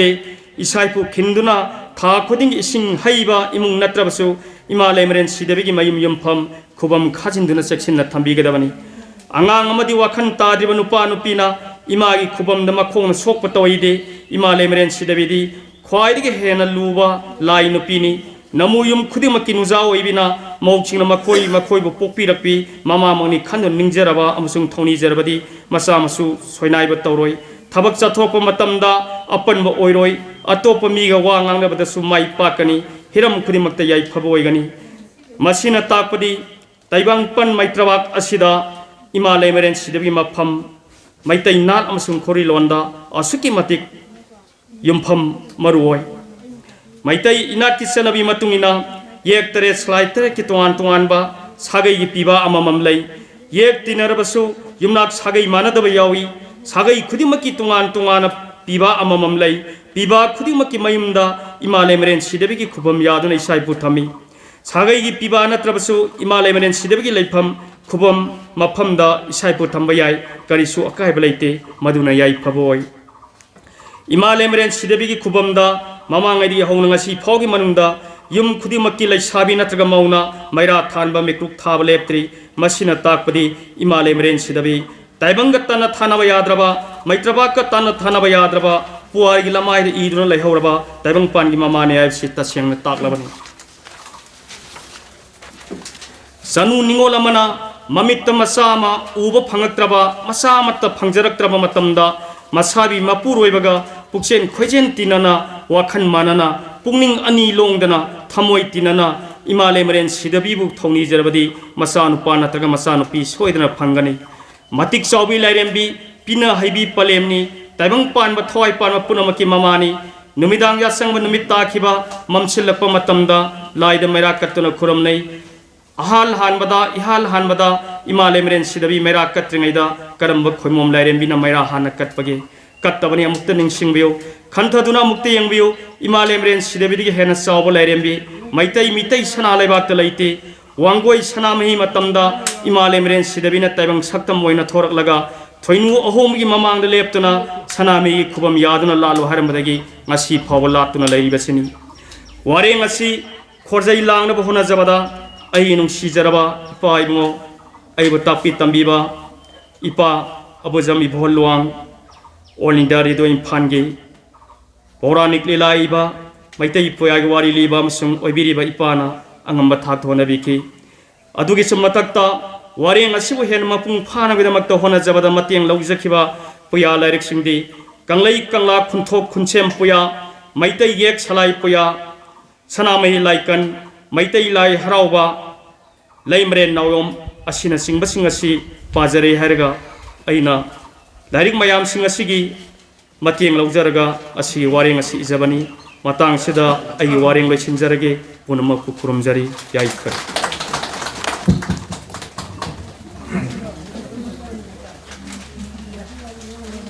hauji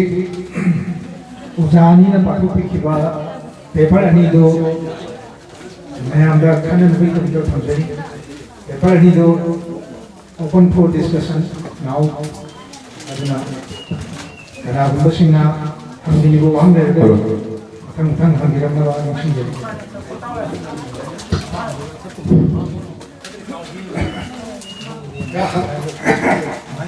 không biết là làm điều em muốn sửa bằng cái dòng mấy cái em tham một cái president này em cho xin ra đăng ký hai điều này hàng nghìn người đi ăn mà này cái nữa là mình đưa ra rồi anh là ăn và hàng nghìn người chị rồi cái S.Birhari gì mà say cái nó ngang mà ta phần mà ta giống gì vậy nam corona itu, macam nam corona itu kamai itu kita nama tu ni, matangga, kita dokumen yang sudah kita adu kerana kara explanation tu, itu detail na, tapi lagi di macam tu loin kan ani aisyah tu kamu kan na, kan jadi, sima kita tu apa mana aku pun pakai kita, pergi dan aku tu kita, Meitei na, jauh lebih. Meitei hai kira ani ki manung da ma khatam si na ba yar da bra kari gumba da yar ga na yana na khanbi raga di kari pambe si da raga wai ma khata hai ki Meitei hai kira hai ba am khatam chede to do ai ba ki adum kana pamje thaga chari Kanglipak Memorial One Day Seminar on Meitei Culture, Maibi Thambalngou, masih pangtu betul masih Dajilan sendiri on laboratory biba, amadi masih seminar masih jauh dah guru baik level cari, ayuni, welcome amuso Meitei, sini berkenan beripi, welcome amuso, ayuna ahanba, wasil Dr. S.Birhari Former Principal, Maibi College, Wangzili, and Ozada University. Meitei culture and agriculture. Agriculture harusnya masih di totally 100% ya. Kalau ini Kanglipak paper sih. Manipuri culture, Meitei culture and Meitei culture. Meitei culture and Manipuri culture. Ani segi magi sabsaba definition segi cover tool dekhan demosta. Thank you. Adu masih sabsaba masih cover tool bi lagi tungi generation kan jada kan habi na bai sir tandai. Adu ga ali subada abu zam nopon to Meitei ai no zau skai kun buchari. Wazana Meitei wari ba mani sandalon chat mayama subai na kami sekali ngai masih tayau aina khang sah aina hanjani buna Meitei not everything masi diwaisi sinadaba yaba Meitei amsung khoyo ima level sidari habi level masi ani si matang kan suraina athanjam level sen kanai ꯊꯥꯒꯠꯆꯔꯤ ꯈꯨꯔꯨꯝ ꯈꯨꯔꯨꯝꯖꯔꯤ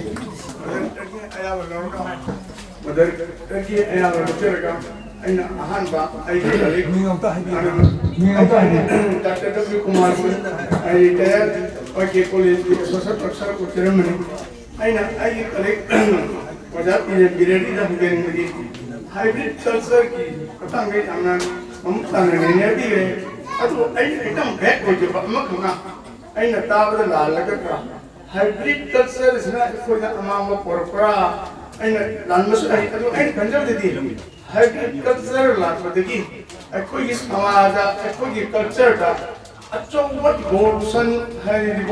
है जैसे revolution में लातना तो कोई पे हमें पुणे का खंडे कदम होना जी ग्लोबलाइजेशन में मतलब टेक्नोलॉजी तो वो है रो लैंग्वेज इंग्लिश कम्युनल लातना कोई किसने कोई दा लातना मतलब मामा मांगे तो शोर दम मतलब सब कोई प्रोंठा है तो हेड में नहीं अदर मजदूर ये मतलब गा वजागी एप्लीकेशन हम तकन पंजे अदगी वजन कौन तंगा ऐना बिजन बमना कोई की कल्चर इस लाइनिंग लेसन तो वो मतलब में हम कौन नहीं ने भी है अदो ऐने खजबा ऐने कंट्रीज तो जब अमना बुद्धिस्ट की धर्म द बुद्धिज्म दो वर्षो इस्लाम दो वर्षो क्रिश्चियन दो वर्षो लाइक कोन मतलब दे हम एना सिग्ना कना हम त लांगना तो ये अदो कोई मेते की कल्चर से दी कोई को जब मतलब दा ला रो को खंदे अमद खंदे लांग में चल लांग लगा कोई में की अटेंशन मागी माइंड कंसंट्रेशन तो को मदु डिस्टर्ब तो वो इन पी मसीदे द करी लागी मरम दे याद ले मनरा नत्र करी मरम गिनो यारग दी मदु लांगन जनिंग दे है तारे अदर आई क्वेश्चन एंड मसी तुझे मता के तेन रे ओजा तंगन थंबी को ओजा भी या लोकेलका आई वांग चांगतन होके आई येमी सुरंजोय आई केंदा लगी नी बाकी कॉलेज दो ना उधर में आई मरु डॉक्टर S.Birhari की पेपर मुन्नता करे हान सुमा की पेपर सी खबरदार में सुन कॉलेज दा तो में ठेंगाम दा ठेंगे चले चाहिए ना बंदी अदुम लही हंगुदो हंगी दो नसी की हंगे ना वखदम गोलरेना याम चमना हंजबनी वजाना लोग ली हाइब्रिड एब्लंदासी हाइब्रिड याम कोई तारे हाइब्रिड ची मरुबरान याम पोथोक लेबो कोपा अदिगी हाइब्रिड कल्चर हाइब्रिड मेटे की कल्चर सी याम ना चापते मरुबरान हाइब्रिड नि हाइब्रिड पोथोक लेबो गुना याम फरे हाइब्रिड ना तगम मसीदी याम पोलुटे कोरे याम ना चये नरे याम ना अमांग कोरे तांग होंग चाइरे हाइब्रिड का अफबनी हाइब्रिड का फतबनी हाइब्रिड का सिमन नंबर 1 अनिशुदा करिगुंबा वजाना मफुंसी अखोई कल्चर से हाइब्रिड ओरे याम फतबो ओरे याम पोलुटे ओरे याम अमांग ओरे हाइब्रिड ओरे गदी what is the way out मधुगी फनबलन बिजी तापी दबी मरम करियो वजान पेपर सिदा हाइब्रिड सिदगी कोंगनबा समान तोरगदी अखोई हाइब्रिड दिसदगी we can solve the problem of this hybrid मसीगी प्रॉब्लम सॉल्व तो याई हाइब्रिड वाफम अमदी थेंगने से दबो माली अदुम तंगसे तो थैंक यू अगिमिन कुंद्रा प्रमुख समंगांग खांगारोक तदिने पुथोकपिरिबा पेपर अनि से अतुकी मति ममन जाम्बा हमना मतिचुन पुथोकपिखरे अतो अहान देने कोई गोजा मिंग पंजरे S.Birhari की सिदेदा हानाइला थंबनी मुसी अफबबु ओरे फतबबु ओरे मनुदा पिबिरिबा मागी मचाक थुमयाम से यामरा वेलेबल ओइबा को यामना वकल लसुन ओइबा पोट तो ओरे लौजा कांदा टाइटलम क पिबिरिबा मैतई कल्चर हायरदा ए हाइब्रिड कल्चर हाइबस की मतांग से जा अहामदन थमदनी से हौजिक ओइबा प्रेजेंट सिचुएशन से जा सतलिबा लाइव सिचुएशन से यंकानदी वजान साइ वजान संबी करे हाइब्रिड कल्चर से अफबरोमदा फतबरोमदा हाइब्रिड फोटो अनिम कोनिमो जसनो हाइब्रिड हाइबरोमदा अफसलाइसिदी अदु हमना अफबरोमदी ओरनो मांदेरे लौजरकादनी अदुना ममांगदा अखोगी अतोपा धर्म अमता lining अमता चलक्तनी मतमदा हाइबा Meitei culture siju aduma hybrid culture haina aduma yang gadali bra natragna karamba tanja tangkatagi akoina hybrid culture ni haina ozagi ni yang dibunuh haiba question sima adu kani sobada akoina kana gumba atithi ma VIP ma la tagu pada akoina kutliba show to report entertainment oina akoina haiga da bani haibagi matang adwai dani adi shugal thamjani si akoina tasa bada Manipuri cultural show haina thamakanda cultural show Manipuri cultural show harkanda Meitei suguli Muslim suguli tribal suguli tonga group singi tonga variety me utli haida aduna pun shubakanda Manipuri culture hana londa sisinabra haina khanjawani aduga ida karigumba jana makhatana Manipuri culture haibada yamna khigi show pun natagana maduna khoida effective oiba negative lomda lakta ya miyeng le da su madiksun thamina nolukchen thank you gi kano sida di apoi spiritual oiba ani suba paper gi khoi oja min panjare da nupo thogi matang se masi saike to maina thaibada loi ban na roi da ba pot mata adum imagi posidi kana hom ira gasu adum loroi da pot la haina kali adu momang su koi pakta am thambi gre akona thengja bada seminar se da putur pa pot singje de pot singje masigi sagi karata odam ju momang thambi kiba ka mai ta ga madu hybrid kore dori bno hybrid kanu de thambiram de haiba mai ta da ai lo si patok cha paper se side da kari go problem ma thengja program singasi chot to na ba hena afaba ama porna bida mutada makhada ehana kalum sai sanwala thamjari ha to ta madugi feedback oi ba mayam lokshin oi ba hona han mayam da hona han na bugi masang tum gra pibi bugi sanna bi doma iu do ma ani mak to uzaba sintanga thamjari tesin thank you Uji uza mumpuni uji wang di semai nampi kan kali gumba isu sing tu letak agadi kamai source of the game na ambi kan ya ado kali gumba any issue tengah di berada hadi dia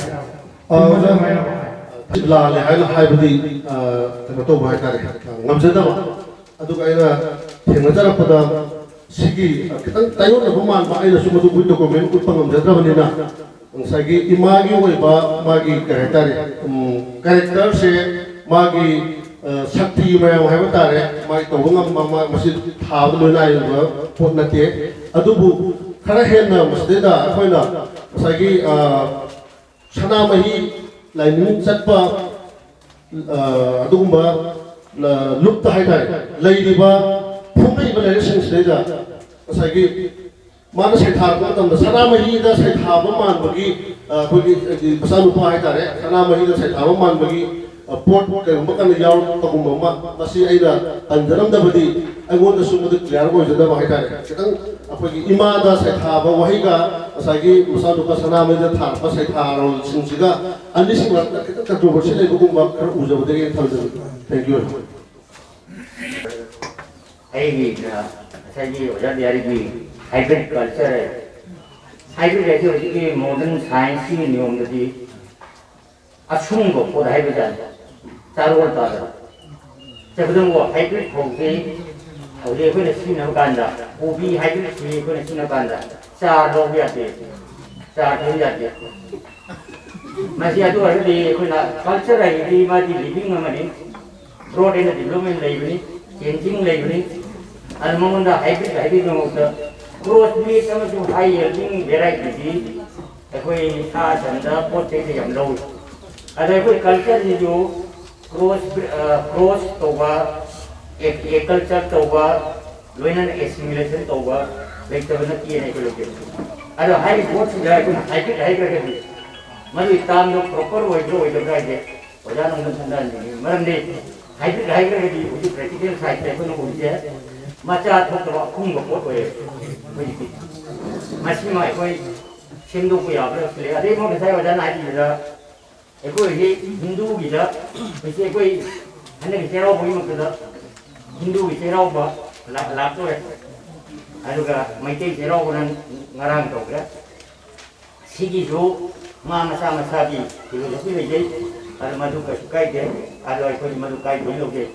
ꯑꯗꯨꯒ ꯉꯁꯤ ꯑꯦꯁꯤꯃꯤꯂꯦꯇꯦꯠ ꯑꯣꯏꯕ꯭ꯔꯥ ꯑꯣꯏꯗꯕ꯭ꯔꯥ ꯍꯥꯏꯕꯗꯤ ꯑꯣꯖꯥ ꯑꯦꯛꯁꯄꯥꯔꯠꯀꯤ ꯃꯈꯥ ꯄꯣꯜꯂꯤ ꯑꯦꯁꯤꯃꯤꯂꯦꯁꯟ ꯑꯦꯀꯨꯃꯨꯂꯦꯁꯟ ꯑꯗꯨꯒ ꯉꯁꯥꯏꯒꯤ ꯑꯦꯃꯥꯜꯒꯃꯦꯁꯟ ꯍꯥꯏꯕ ꯇꯥꯝ ꯑꯃꯁꯨ ꯂꯩꯇꯕ ꯅꯠꯇꯦ ꯑꯗꯨꯃꯗꯤ ꯑꯩꯈꯣꯏ ꯇꯧꯗꯕ ꯃꯥꯜꯂꯦ ꯍꯥꯏꯅ ꯈꯜꯂꯤ ꯀꯜꯆꯔꯗ ꯑꯗꯨꯒ ꯉꯁꯥꯏꯒꯤ ꯑꯗꯩ ꯑꯇꯣꯞꯄ ꯂꯥꯏꯅꯤꯡ ꯂꯝꯕꯤꯒꯤ ꯂꯥꯛꯀꯥꯟꯗ ꯑꯩꯈꯣꯏꯁꯤ ꯃꯩꯇꯩꯁꯤ ꯂꯥꯏ ꯌꯥꯝ ꯅꯤꯡꯕ ꯀꯥꯡꯕꯨꯔ ꯂꯥꯏ ꯑꯃꯈꯛꯇ ꯅꯤꯡꯕ ꯀꯥꯡꯕꯨꯔ ꯍꯥꯏ ꯑꯁꯤꯁꯨ ꯑꯩꯈꯣꯏ ꯑꯃꯅꯤ ꯑꯗꯣ ꯑꯩꯈꯣꯏ ꯍꯧꯖꯤꯛ ꯂꯩꯔꯤꯁꯤꯗ ꯀꯜꯆꯔ ꯍꯥꯏꯔꯒꯗꯤ ꯑꯣꯖꯥꯅ ꯍꯥꯏꯔꯤꯕ ꯀꯦꯇꯦꯒꯣꯔꯤ ꯑꯍꯨꯝ ꯍꯥꯏꯗꯤ ꯀꯝꯄꯣꯅꯦꯟ ꯑꯍꯨꯝꯁꯤ ꯀꯜꯆꯔ ꯈꯨꯗꯤꯡꯃꯛ ꯌꯥꯎꯋꯦ ꯀꯦꯇꯦꯒꯣꯔꯤ ꯍꯦꯟꯅ ꯉꯥꯛꯇꯗꯤ ꯅꯠꯇꯦ ꯍꯥꯏꯔꯤꯕ ꯀꯦꯇꯦꯒꯣꯔꯤ ꯑꯣꯏꯔꯒ ꯉꯁꯥꯏ ꯀꯝꯄꯣꯅꯦꯟ ꯑꯍꯨꯝꯁꯦ ꯀꯜꯆꯔ ꯄꯨꯝꯅꯃꯛꯇ ꯂꯣꯏꯅ ꯌꯥꯎꯋꯦ ꯍꯥꯏꯕꯗꯨꯗꯤ ꯑꯗꯨꯅ ꯉꯁꯥꯏꯒꯤ ꯄꯣꯠ ꯃꯌꯥꯝꯁꯤꯡꯗꯨ ꯉꯁꯥꯏ ꯑꯣꯖꯥꯅ ꯂꯧꯕꯤꯕꯗ ꯑꯩꯈꯣꯏ ꯄꯔꯐꯣꯔꯃꯤꯡ ꯑꯥꯔꯠꯇꯨꯅ ꯑꯩꯈꯣꯏꯅ ꯀꯜꯆꯔꯦꯜ ꯑꯦꯛꯇꯤꯚꯤꯇꯤ ꯑꯣꯏꯅ ꯂꯧꯕ ꯑꯗꯨ ꯍꯥꯏꯔꯤ ꯑꯥꯔꯠ ꯍꯥꯏꯕꯗ ꯑꯃꯨꯛ ꯑꯩꯈꯣꯏꯅ ꯏꯔꯥꯏ ꯂꯥꯏꯅ ꯁꯤꯖꯤꯟꯅꯕꯗꯗꯤ ꯑꯩꯈꯣꯏꯅ ꯃꯁꯤꯃ ꯍꯤꯟꯗꯨ ꯁꯥꯁꯇ꯭ꯔꯒꯤ ꯃꯇꯨꯡ ꯏꯟꯅ ꯌꯦꯡꯉꯒꯗꯤ ꯑꯥꯔꯠꯁꯤꯗꯤ ꯄ꯭ꯔꯀꯤꯇꯤꯗꯒꯤ ꯃꯤꯑꯣꯏꯕꯅ ꯁꯤꯟꯗꯣꯛꯑꯒ ꯃꯥꯒꯤ ꯌꯨꯁꯦꯁꯇ ꯄꯣꯔꯛꯅꯕꯒꯤ ꯇꯧꯕꯁꯤꯗ ꯑꯥꯔꯠꯁꯤꯗ ꯃꯤꯑꯣꯏ ꯀꯥꯟꯅꯕ ꯄꯣꯠ ꯉꯥꯛꯇꯅꯤ ꯁꯤ ꯉꯁꯤ ꯑꯩꯈꯣꯏꯅ ꯌꯨꯝ ꯁꯥꯔꯤꯕ ꯑꯗꯒꯤ ꯉꯁꯤ ꯑꯩꯈꯣꯏꯅ ꯍꯤꯗꯥꯛ ꯅꯥꯄꯤ ꯆꯥꯔꯤꯕ ꯑꯗꯒꯤ ꯅꯠꯇ꯭ꯔꯒ ꯑꯩꯈꯣꯏ ꯐꯖꯕ ꯂꯥꯏꯔꯤꯕ ꯃꯣꯏꯒꯤ ꯑꯥꯔꯠ ꯀꯧꯋꯦ ꯑꯗ ꯑꯥꯔꯠꯁꯤꯒꯤ ꯃꯈꯜ ꯑꯅꯤ ꯊꯣꯛꯅ ꯉꯁꯥꯏꯒꯤ ꯑꯩꯈꯣꯏꯅ ꯄ꯭ꯔꯦꯛꯇꯤꯀꯦꯜ ꯑꯃ ꯑꯗꯒꯤ ꯑꯃꯅ ꯉꯁꯥꯏꯒꯤ आइडियल होइबा हाइदि वाखलना फंगदबा एबलिबो लिटरेचर आयो अरे फाइन आर्ट की लेइबा फोटो फुंगिदि एकोना प्रैक्टिकली हेता गाना तोंगन अदना सिगुम मया निंदा ओजागी हाइब्रिड लाइना यावै बाइके मासे मखैतां रियलिटी मा पानजोबै वा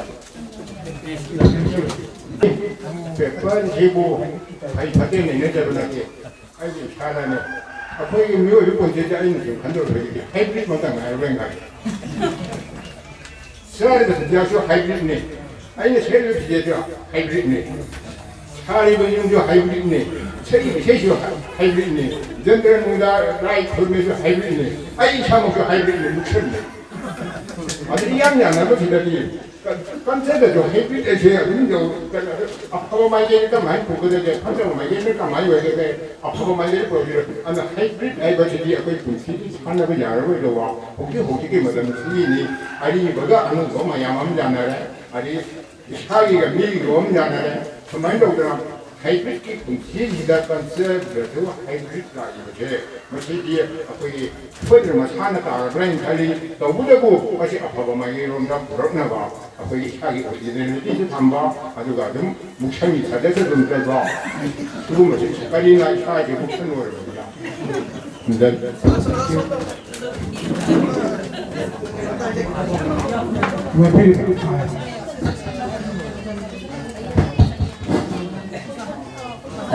cái điều ta là gì tại vì muốn gì tại કોઈ gì rồi gì કોઈ તો પીછી da કોઈ જારો બધી હાઈબ્રિડ ના રિપોર્ટ છે તો પીતા તબી અમીના લઈ આઈ અદુ સી રિપોર્ટ છે કોઈ કોઈ સાજે રોયગા સાજી પેપર જી બંદલે બા કોઈ સ્ટેટમેન્ટ છે 총도 있지 아주 발전시키는 데 오지 사이 자기는 발전 도리 주습니다 이거에 하이브리드 사이팅이나 아주 많이 내려가 봐 또 비치기 걸봐 거기 본본으로 아이 하이브리드 마당시다 오자 아이게 미 모란테 모혼 아이 콘슬럼기 프레시덴이 강가복덕이 हाइब्रिड से साइंस के उदाम में हम नांगरी सीधा आई साइंस टीचर अमोइना हाइब्रिड हाइपोपोट से हाइब्रिडाइज तो रबा ऑस्ट्रेलिया में मागी डिफाइंड रेशियो लेके दबनी तो साइंस के उदाम में भी बसीदा फिर तो भी लोइना खंजर है मिक्स कल्चर की आइडिया दनी तो हाइब्रिडाइज तो रबा पोट अमसी पोट अनी तीन बता उन तीन बता मोई की लिमिटेशन लेके दबनी हाइब्रिड ना मिल तो रिसी साइंस की ताम दबनी aduna adu kan suggestion tawjabani oda ai ki waham natte hybrid aibo hai sida koi ngasi ki simlas ka bayam jela dana leire adu science ki tam ko silaga di masi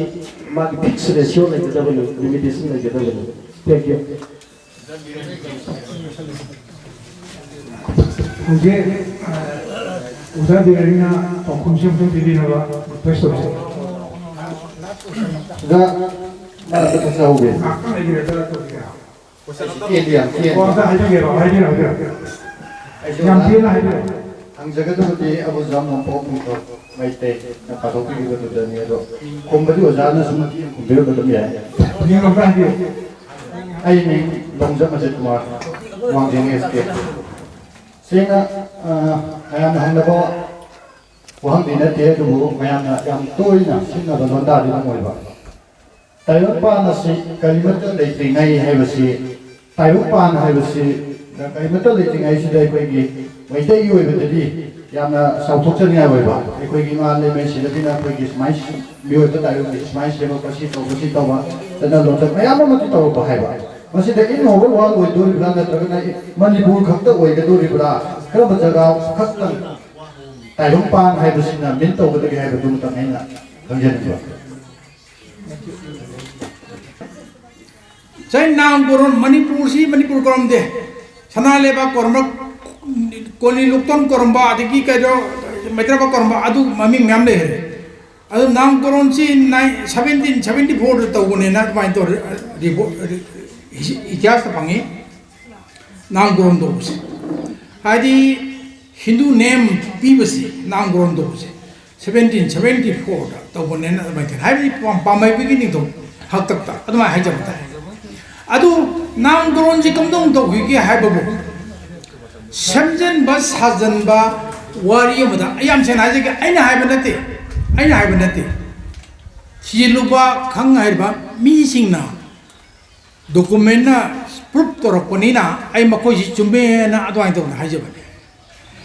beni malom silla na ko ba Bengali scholar marks ki qualification ji Bengali ni bani BSc doctor of dharma hai samjhna doctor of theology Benaras tagi nimande doctorate phanga pase ari bani मासी महाभारत इबने पाने बिने माधव चिक आई Bengali खंगदे हाइते पाबंगे थोई अर्थ खंगदे अदो आई Meitei जिंगजी आरानबा वारी मदा थाजदना लेगरे आई मसी आई गंगासी पुंदुरिबा बाबोक जिंगजीदा मसी की महाभारत जब तो उल्लगा आरानबे इतिहास दु हुंदोपिगो धर्म दुल्लोगे लोगियो आई दे धर्म मोई मैग लगते Dalam amagi mau terlebih desi, am sana haji nama nanti. I am a realist. I darmang mau terlebih. I church susanga I church ta marumpang lei janga I boy prere yaoi. Adegi church na mone adopt ba orphanage I donation doi. Lorena Meitei ki dasu doi, Brahman ki doi. I darmang nanti mau terlebih. I ki sakti yuang madale. Karigum dharma mi magdalay bisa ay sakti uang madalay maramanda ay dharma mi magdalay to batabu ay saya mamangda ay article lo khara mamanta na panjaningi ay na haja bisi loan cover to bondate Bengali hegemony singna akhoi ki identity simang no bhanabada intellectual malpractice so ya basi bide ay na haibante mine pramanyan tora आई हाजर है मागी धर्म तो संदोब चिनादा बुद्ध धर्म संदोब हान नमता हान ममिंग दो थादोन की देव हान नमता हान की ममिंग थादोन की देव चिनागी लेबा की ममिंग जो होन की देव शिलोंडा बुद्ध धर्म संदोब चिनाली जमता मोगी एथनिक ग्रुप की ममिंग दो होन की देव मोगी शिलोंग की लेबा की ममिंग जो होन देव मणिपुर दा मैतेई की है भाई एथनिक ग्रुप से इंग्राजी दा ethnic group ongi maming jibi ethnonym hayaba ethnic group khuding maming lei maming dubu इंग्राजी दे ethnonym hayaba Meitei hayba ethnonym je sinduaga Manipuri habi je hidden motive maleba hidden motive ti karino ai ko ki identity se mami han bogi motive le मधुबन ऐना Bengali hegemony सरिस Bengali hegemonies की मोगी चेथे मंगादरनी आसाम दा गो बैक फॉरेनर हाइदो go back Bengali हाइबे आदबनिना मोई दे टारगेट तो गो बैक फॉरेनर हाइबने मोगी हेजेमोनिज्म दो मधु की चेथे फंगबदेगी अदरा एखो जो आदि की फंगरे आईदी तसेंदी धर्म में मैगदंती कम्युनिटी में मैगदंती तो आरान प्रैक्टिस दी as a realist I am against such wrong things हाइबने आई हजेसे अदुना मैते बो करिगिनो मनिपुरी ओलेबसे मतमदुदा मैत्रबा हागेरा कंगलेबा हागेरा ममिंग ओलिब मन कगिनो just to blur our identity हाइबने मरमदी खितन धर्मना मणिपुर ला मतमदा तांगुल जिंगमु मोय तांगुल हाइनो तांगुल जिंगमु तांगुल हाइनो हागी लेते ट्राइबल जिंग मरक्त तांगुल लग इहाला ले खितन धर्म लोबसे अदो मोय धर्म संदोको लाइब गामु no Tangkhul हाइरनो हाइते they are now Tangkhul मरिंगो मरिगो जुमले पाइती सु पाइते अबे जुमले धर्म ओजर गसु अदो करिगिनो मैती जे हिंदू धर्म लोरे ओके पारे लोरो मैती वना तुम को बिरम कर के बले अदो अखोय लेवाक्से कंगलीपाक को गिरा मैत्री बाक को गिरा मोय धर्म तुम छंदो बिरम ममिंग थमिरम के काय बले बगे लाइक श्रीलंका तो बगु श्रीलंका में तुम शिलो ना जिना तो बगु तो वो क्या क्या अखोय ले भाई ओथो बिरम से मसी मोटिव करिनो अदो को मसी के कारण लगे नो कारण भाई लेबाक सिदले रिबा लेबाक मसा सिंह से सिदन काना बदु गइनो ममिंग जो ओन बगी काना बकरिनो कई तो ओलिनो धर्म तो संदु बिरम कछु काय बिलते अखोय जाति की एथनोनिम जे चेंज जो बिरम नो कछु काय बिलते अदो ओय तब महाभारत की वारी में चिंजल आगा प्लेटरी तौरगा नाम कोन तौगिबने मदो आइन हाइबन नते आई हुजी वीडियो दे मैं आमदा हुजी शेयर तो मंगद्रा लारिक ओने शेयर तो जके आसिगो महाभारत सिगी लमाई सनी का कुनमरिदा यावरिये अर्जुन ना विवाह तो लवरिबा चित्रंगदा एबा मतिन थुगि मचान बि होइलिदो अदुगी चित्रंगदा सी होजी उड़ीसा लेरिबा मतमदुगी उड़ीसा हाइबा लेबाक तु लेबा मणिपुर हाइबा लेबाक तुगी निंगथौ चित्रभानु आई पात्र के लाइन से बेंगोली चित्रभानु नामे राजा राज्य अधिकारी चित्रंगदा नामे धरे तहार कुमारी चीन थुगी मचान बिने अर्जुन ना लौरी बस तब आई टेंशन लगे टेंशन लगे दी भाव तार हो इधर पकचरी बादू की अदुना मसीकी महाभारत से सिगी मरमादो सिल्ला बिसिती महाभारत इबनी पानी ज्योतिष सिद्धामणि हजी ज्योतिष शास्त्र हाइबनी पानी थियोलॉजी दे डॉक्टरेनी माना संस्कृति हंदोकबा यामनो ऑथेंटिक होय बादू महाभारत ने मणिपुर की समझन साजनबा आर के जल जो है इबा अमने इबे नत्ते अदुना शांतिदास गोसाई महाभारत इदेबा मी महाभारत इबा बेंगोली शांतिदास गोसाई तबा बिनि मादो सिलजिना याम सेंगना हारियेबा चित्रंगदा हाइबनि थोमचन बिदि मणिपुर की नते उड़ीसा दा होजी की उड़ीसा मतमदुगी कलिंग देसी दा लेबा मणिपुर हाइन कोबा अदुगी निंगथौ चित्रबानु कोबा निंगथौ दुई बचन पि चित्रंगदा नि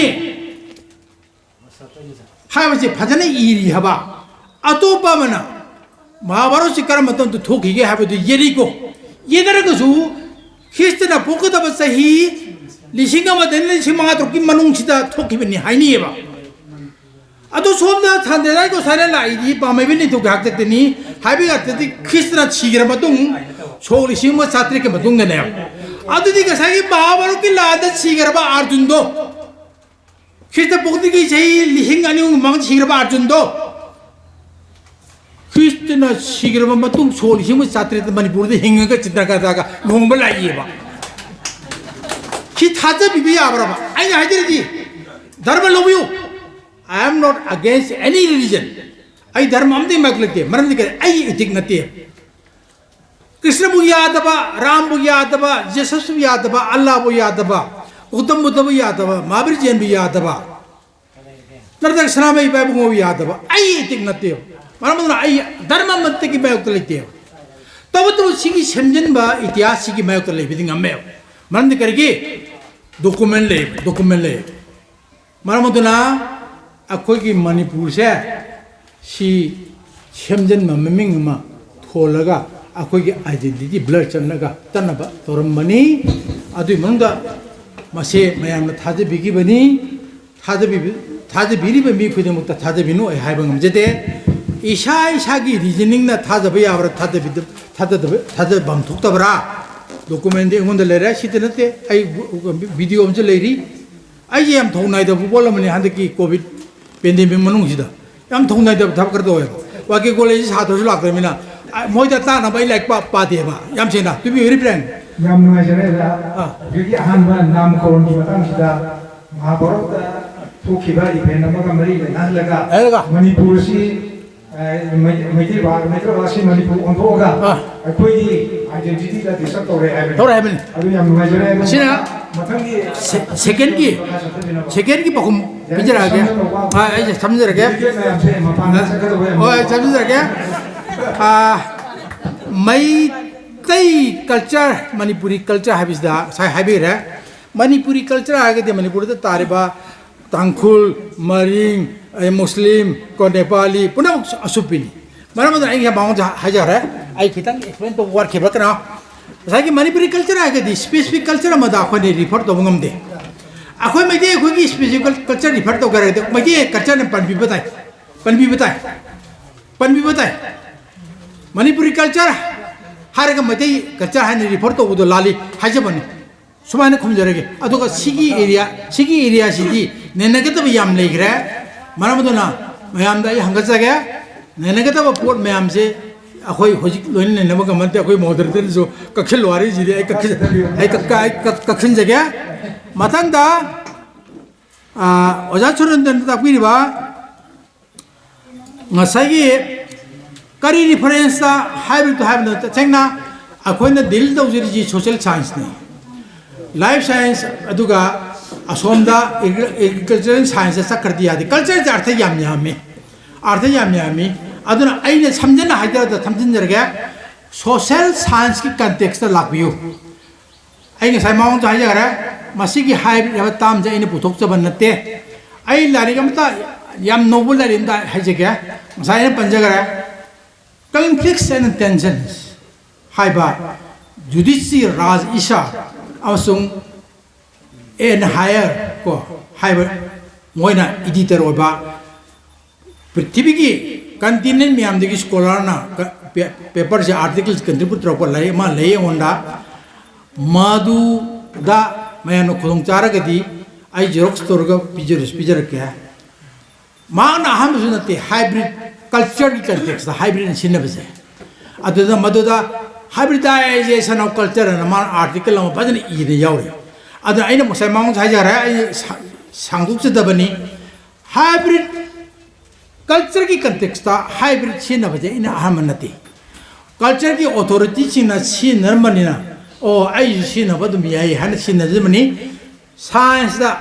life science the botany the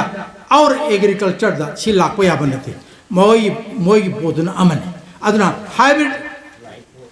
culture की लम्द सिनरगदी हबा हतबगी वानतना मोई की कम्युनिटी अमगी एथनिक ग्रुप अमगी प्योर कल्चर दु ओइद्रबनिना हाइब्रिड नी एता हाइब्रिड याबो आई सोशल पार्टी निना हमकम दिथोकबनी होय ताबिदो आइनोंता हांजावलिंग ताबिद आइकोगी विगे सेन न्यू पर्सन से हाय सिना कोई भारत की मणिपुर नती हाय बको हाय कना आदमी तो हाय मनु सुनो पार्टी से हाय अदुगा अमु सोमदा कोई भारत की मणिपुर दी हाय भी यू हाय ना कोई आई शेड्यूल की करेसी नोटा कोई मैं एक हाथी यू हाय हाय से आई मो सुन वेब से सब तो ओजागी के नोट दी पेपर दी याव नते को ओय कोनो मैं एकदम ले लाके अमु कैसे सांदोगी तारे भारत सरकार के ताजो अखोगी सगे उजाजिना मिरेदसी उजा कुमारजु उजा सुरसु अदगी उजा नंचा अंबो अदगी उजा बबुला उजा राजा Aiba uzasing nangisi common issue only hybridization. Achumi. Hybridization sila masih tahu pasina kana balai bana. Yes. Adu lak seke. Hybrid lakpo yabra yadabra hai basi sambabna. Lak seke. Apun go bahas. Yes. I article to Europe ni it is unstoppable. Hybridity, quality of hybridity si Meitei Koki culture any culture da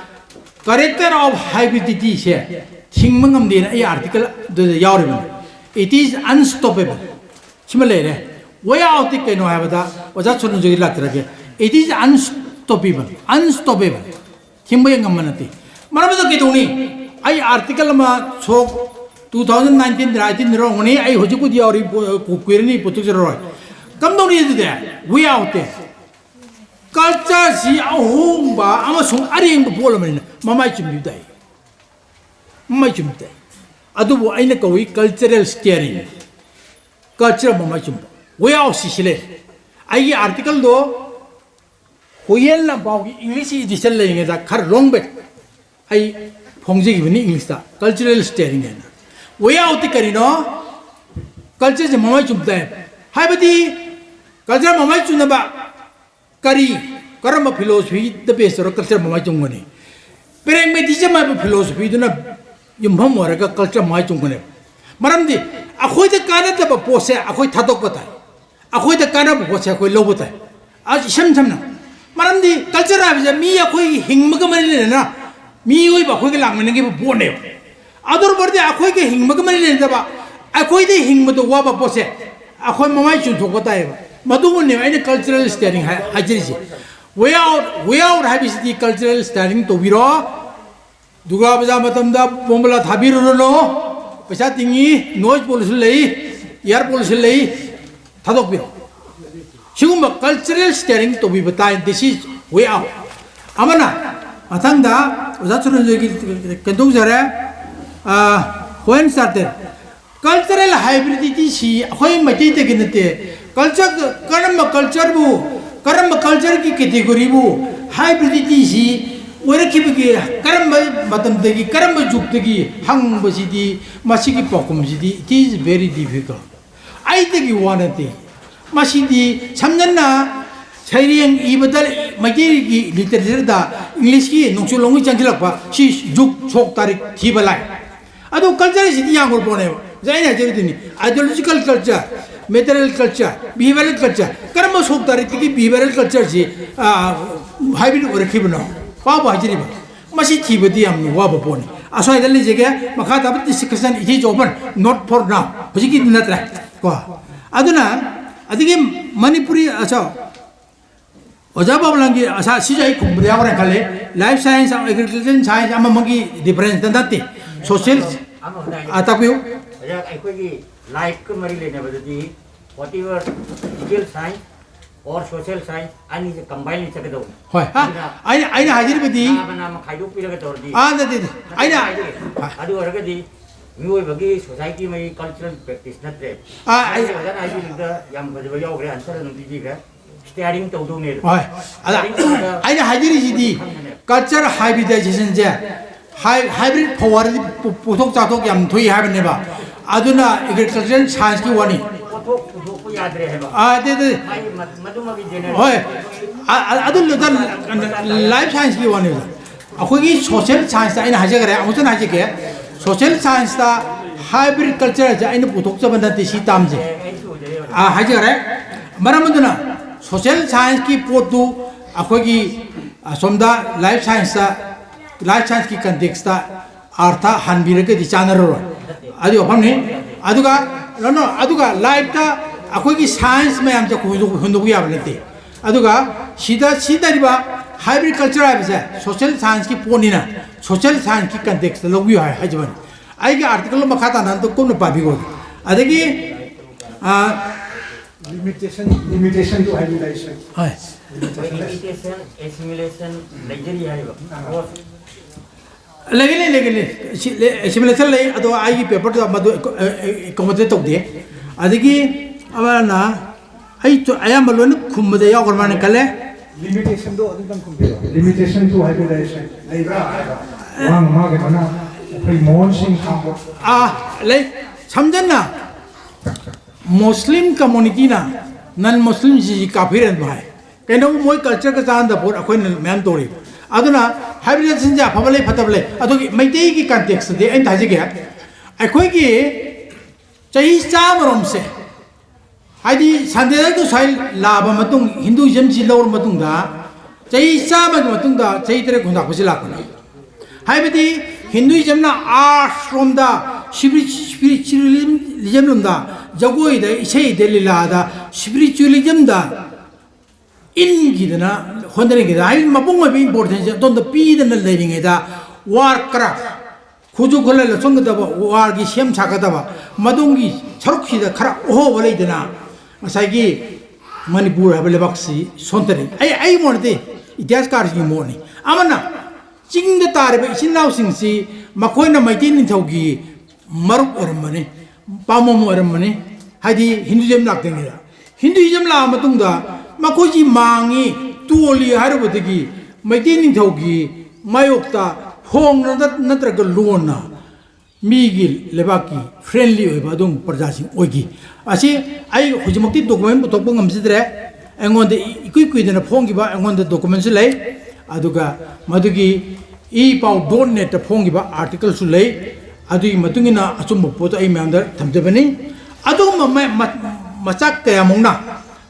mongna Manipur ji shondei haiba madu negative aspect ne adiga mana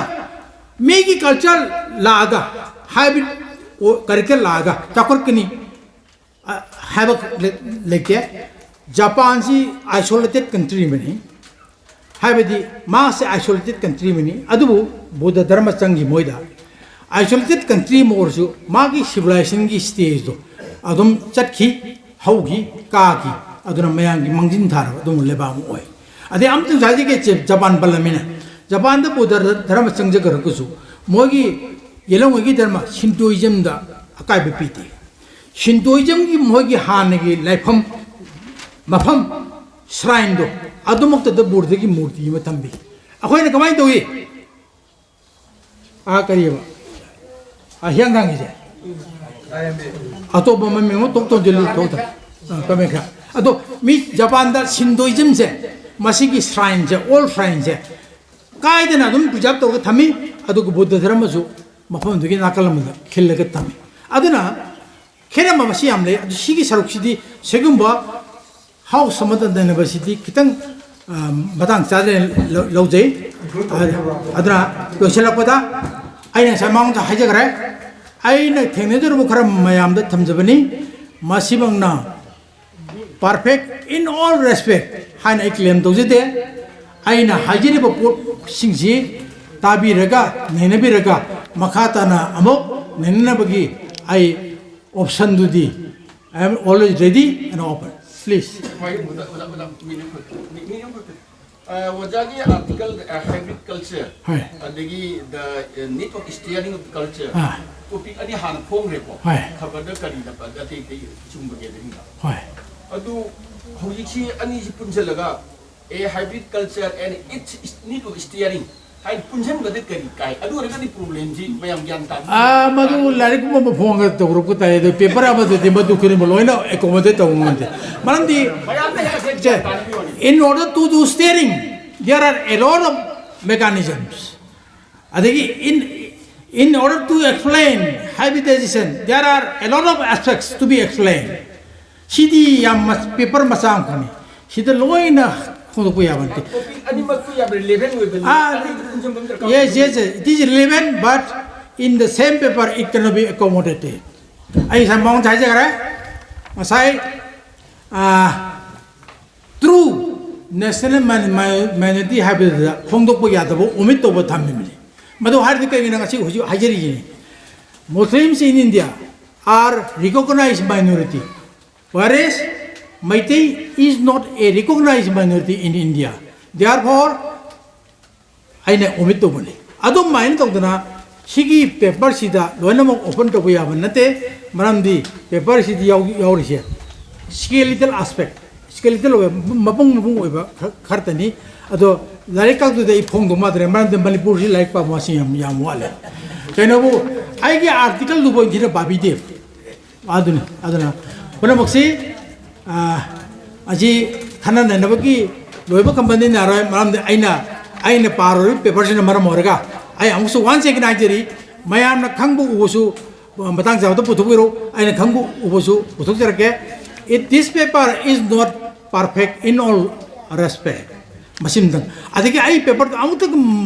makata dam babigo adi ba berapa tungda engonda lakibu question me amdo khardi ai minus sonen khali aduna paper sindo amutak makata na babigo aduga sagi nam korondu aramba infam mamada oto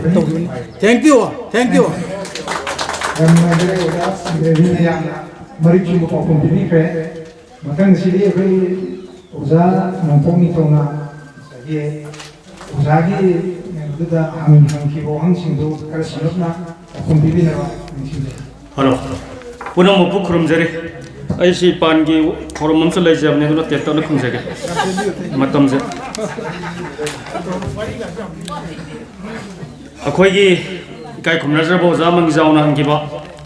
Meitei hai si amat oi bai ya da bra hai bane yam chumba hojiki matam da yam na sayen na riba si masini koi kharam na Meitei hai adu taibang pan da khwadi halan na thawai pan je sem na bo honarak pada koi ge sana mahina magi mapuren sidabagi mitam do magi mamita taiba mamidu koina yenga chengkhibagi sakhibagi wari ma laigre madudagi Meitei lakhe du Maitrabak ta lairiba akhoi mayam sing hana telecopter haina koi harami du Maitrabak ta lairiba punamaksing asibo koina Meitei haina kaunaki aduna mana pamjaba aduda kauna bane du masi akhoi yamna kumna khang hai pulap Kanglipak ta lairiba mayam sing tasin zaraga Meitei ji amata oiba yabra haibugi se na budo amata oina na bugi mawong do sinba yabra koi tana zarga yengjage ani subada Meitei nan haibasi Meitei nan amsung khori londa malemen sidabigi mafam haibani koi oza mujawna hambirabu hafamni masi Meitei nat haibasi Meitei amo oiba tarabadi karamba magi lamchat sajan magi sanabi niyom na singba chatkadagi aduga ninggadabo laina karamba laina ninggadabano haibadu yamna mariksumna igidabo oibanina masi Meitei nat khakta undom haibasi yadadana Meitei nalam sung khori londa imalemen sidebi mafam haibani adu matang sa matamda masi khoi yamna phajana mariksumna nat amadi khori lon gi khena bata ge ijage hana thamjage mathangda lainingma matamda tai phurup singidi sunglang de yamna ingna signa moigi dharma dubu yamna signa athoiba oinam gi damakta ningi bidu phang gi damakta langdra ningi haibani madu masi langhan bayabra haibani masi langhan bayadi hana thamjage akhoi Meitei gidi adumba laima ningna na ba khona bada koi masenje amaga ponglang da langna ba lai harau budo oire sarin katpu oire ama hek tawu matamda langna dum laibagi sanabi si lairei masi khoi sai sana semdok taba tarabadi masi adumak tawgani haina thamjage maramdi masi langba sungya yate saba chakcha haijana matamda de khoi ponglang langni sum maru oiba drama gi oiba sum thabak sidai langba yate haina thamjage mathangda Soibam sa mangang na hanggiba sanamai amadi imalemen sidabi ani si khenagani masigi maramda masigi larik aina iriba wareng ase Soibam sa na phajana dum hawri loi phaba kumna dum mak yengbio aduga kari no asoiba yawge haibdo no matang chabada ojaga tana janaba thamjage mathangda hangbirakpo hang aroibada longjam Ajit Kumar hangba tayong panda leiba punamaksing sibo khoi Meitei haibse tayong panda leiba punamaksi oigadra haibani summe masi hangbam to wafam ni khoi gi Christian jing so Adam amasung tayong pan gi nupa nupi Adam ga Hawa ga haibrai madu kawgre aduna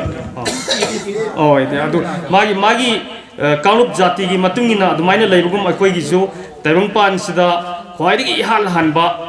laiji koi kanano na haiba matamda koi ama haiba mapujene aduna masi taibangda leiriba thawai pan khudima pu chambi sabir pa mapuduni English ki dana moina ama haijagi bani akoi khudam moina Hindu satpa kamu dana Krishna haijagi bani aduga Islam chatpa drama dana moina moigi tungan ba hajagi bani adu akoigi Meitei chatpa kauluptana akoigi lairen sidaba puno bu sembiri ba thwai yabi punom ke horak pam maru len pore ma pu je bani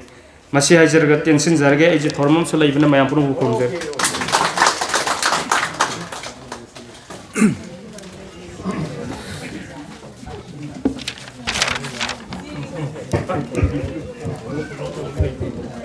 mayam amukana kurumjari ngashigi nungchilgi session asida akoina hogi bisi pung train thoiga mirendi puta abada chapchana hoki aduga oja birari na magi Meitei culture amasung hybrid culture haiba paper adu yam phajana pabi khre abi bada akoi paper adu English na irakpani adu mayam ya pa mari matumina ojana Manipuri da yamna elaborately explain togna tobi khre aduga mathangda pung amma makhai ta matamda akoi nongpok ningthau Meitei na magi paper Meitei na amasung khori rol da imale merol sidabigi mafam haidana yam phajaba paper musu pabi khre aduga paper pabi bani mako kaina ai shagi taraptagi tagachari aduga hek thangnabada discussion gi matam yoroko matamda paper ani sina mayam da am thought provoking oba kema issue ke am puthopi hirgana maram moidana mi tarana koi istagi delegate participant tarana masam sagi bowang ke am angbi khre angir matungda generally uza birari nesu hybrid culture natang de am phajana explain to bidana mayam bo pelen bikre adu matungda nongpong ni thongna su magi oiba imalemerel sidibigi mafam da kana ira thongi to ba ko pa du magi tangai phadam mayam adu explain to bikre kona aduna arwe besidi aina ngasi seminar asida yaw pangjabsi ai diam nungai bane naijage aduga aina mayam lengbi rebisigi khudong chabalorga aina mayam ge matam minute mari manga kham lojage aina issue makhak mayam da pukhachening ba amaleje ngasi akhona Meitei culture gi matang da Manipuri nataba Manipuri have waise nam koron to gi bidage fataba maming apiram bani haidana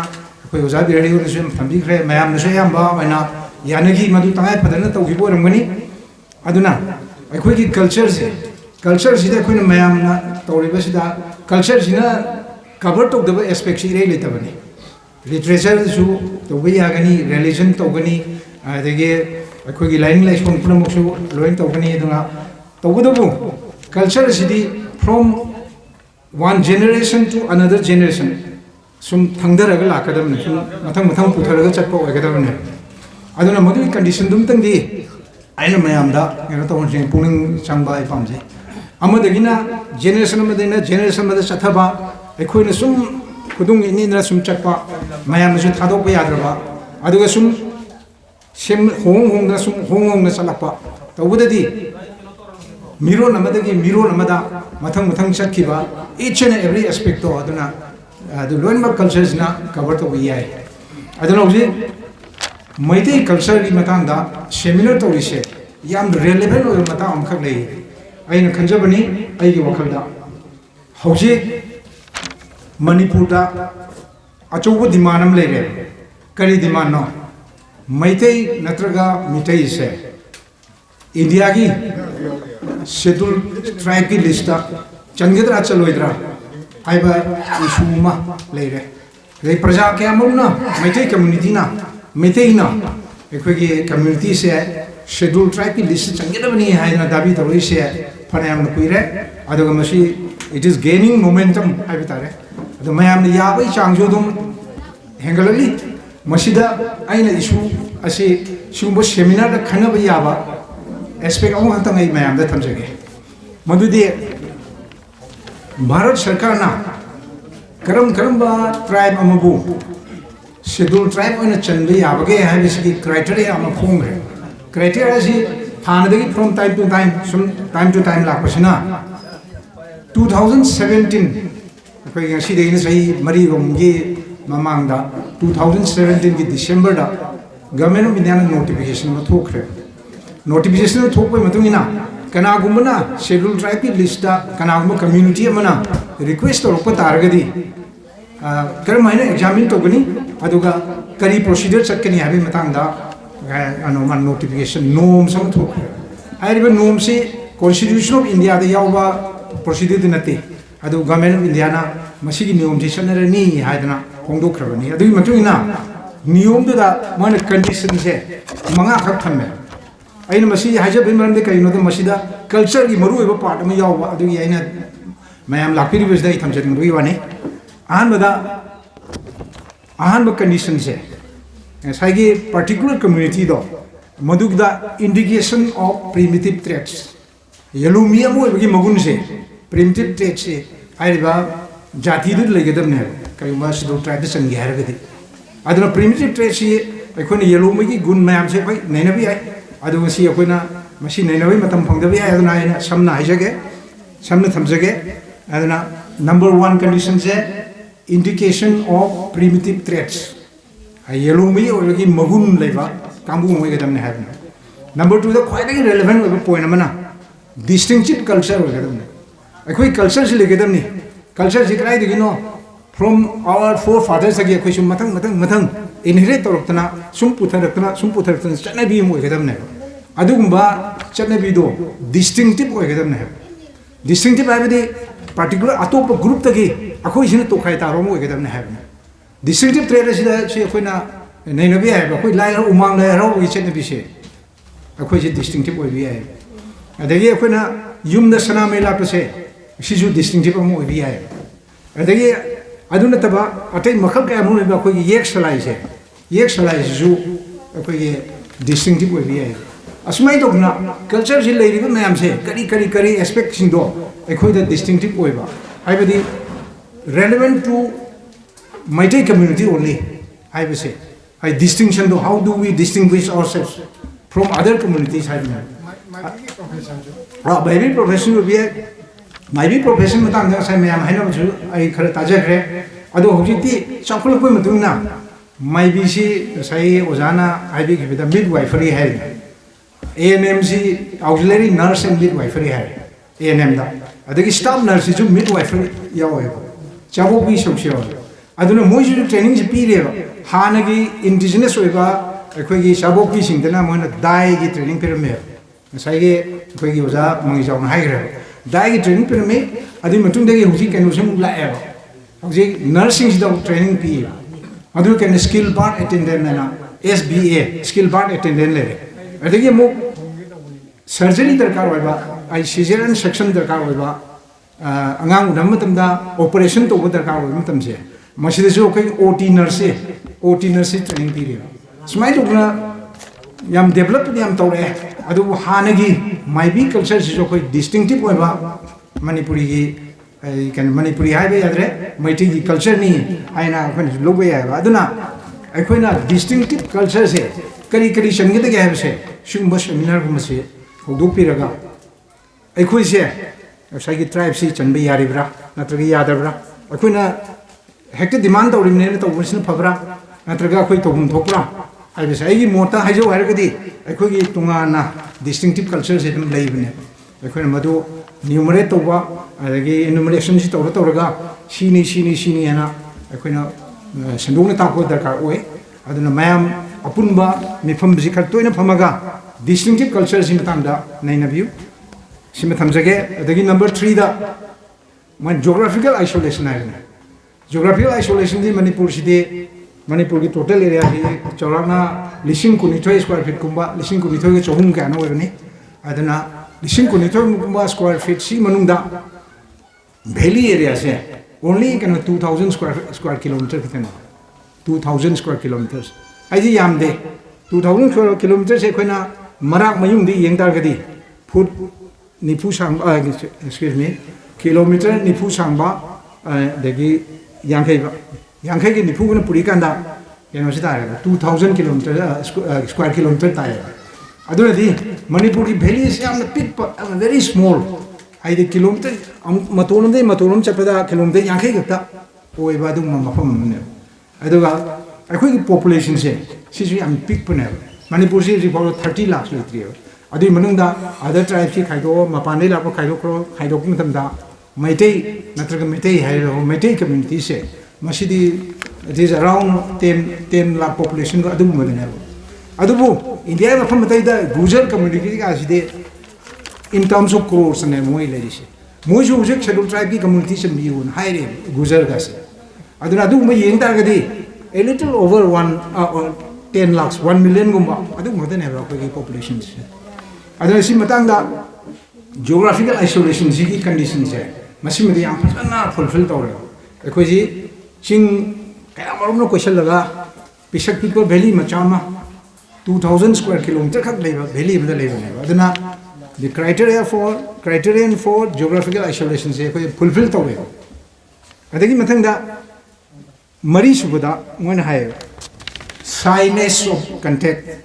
with the community at large shyness of contact hai de khona kana wo mi we mo unam tam da khoi unam ngam da ikai thi ba sai yo do akhoi si ikai thi jabo we ba adi Meitei community se akhoi sam ikai thi je ikai thi je akhoi si wari sanari sai ke yam intellectual talk ba yamna fajar bo wai wada ka mu sinare adu ngasi akhoi na sigi sum thokibsna Dimapur si oren khalese Dimapur de hoti yogi kanda akhoi se kana wo mi do wa ngam de adu ke madik sai we gre ade akhoi na se khoi haire singe na chale akhoi office ki thawak to ringi kanda so akhoi na chale Delhi da wari utai sana sat matam da Delhi kamus na khoi se kaishu we dan we jungle dai lakpa adu ma mim ne khale na se ina communal wahi sina bagi wanate moina khanbado adagi akhoi na su express of them way akhoi mainland India da le se effectively communicate to ge har de akhoi si English se am phasana hai bedar ka we natra ka Hindi se hai bedar ka we ani mungda ma se am phasana fluencies le traba mi amana akhoi gi mi unabase ira le ngam de and shyness of contact say with the community at large hai de khudi am sai we khudi unam ngam de adno masi se mari suba condition se shyness of contact with the community at large hai bi se masi mo khoi fulfill to we adagi last manga suba no backwardness hai saukhat to we gedam na hai khoi backwardness re am sathi ne saukhate khoi Meitei community se Meitei community se am saukhate aduga acho pham pai bu khoi Meitei se leite कई नोइदा मधु खुदम नहीं पिजगे all India service की officer से मशीनी India की mainstream दा एडमिनिस्ट्रेशन यावइसे ऑल इंडिया सर्विस ऑफिसर द सिंगिसी इंडियन एडमिनिस्ट्रेटिव सर्विस आईएएस कुंबा इंडियन पुलिस सर्विस अदेगी इंडियन फॉरेस्ट सर्विस मोइसी ऑल इंडिया सर्विस ने ऑल इंडिया सर्विस दा Meitei community ni se yamna yamna handana masing handana ya ore Manipuri ju ji IAS officer se hoji masing thire yeng se masing thire yeng bai di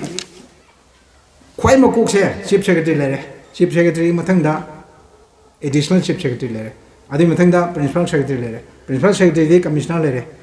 de secretary down le secretary de ki additional secretary le de ki joint secretary de ki deputy secretary ade under secretary sumai lai ne ba pari ma ki hierarchy se sumai mathak ki sum ka bane ka bas da ai khoi se am backward we ai the representation se am name madui khudam di makok te gi na khoi sum pathar ko top to down ji da khona 10 position se 1 2 3 4 5 6 and 10 bau ji manung da na Meitei officer ama bau yaw de hojal ne yeng biro mapan dei lakwa mi yaw gani ST yaw gani SC yaw gani aduga Meitei community ki mi am te yaw re Meitei se hojik MCS officer bau ki level da thabok si changwa matam da thabok si changrani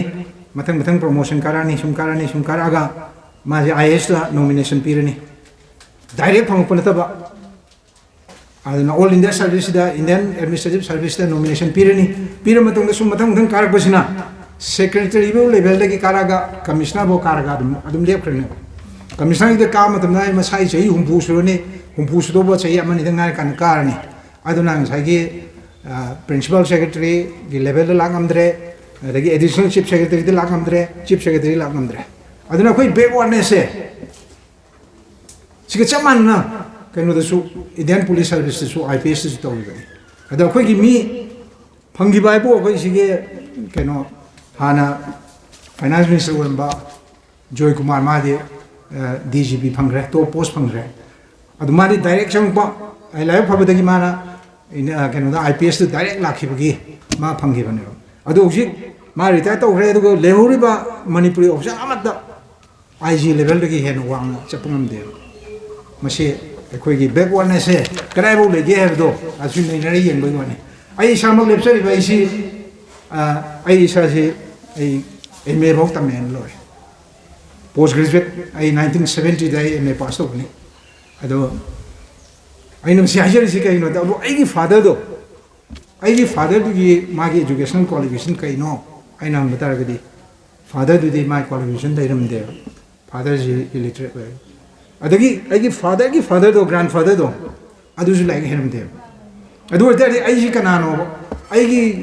level of केनो से backwardness से cry the lobby के दगे आई सामबुदे मा post graduate तोर में माई सरकार की थबम तोर में अदु पर में रिटायर हुए हाइदना लेगरे अदु आई फादर दुदी लेहरम दे ग्रैंडफादर्स लेहरम दे अदु वर्गदी आई से I am a first generation learner ने एजुकेशन दा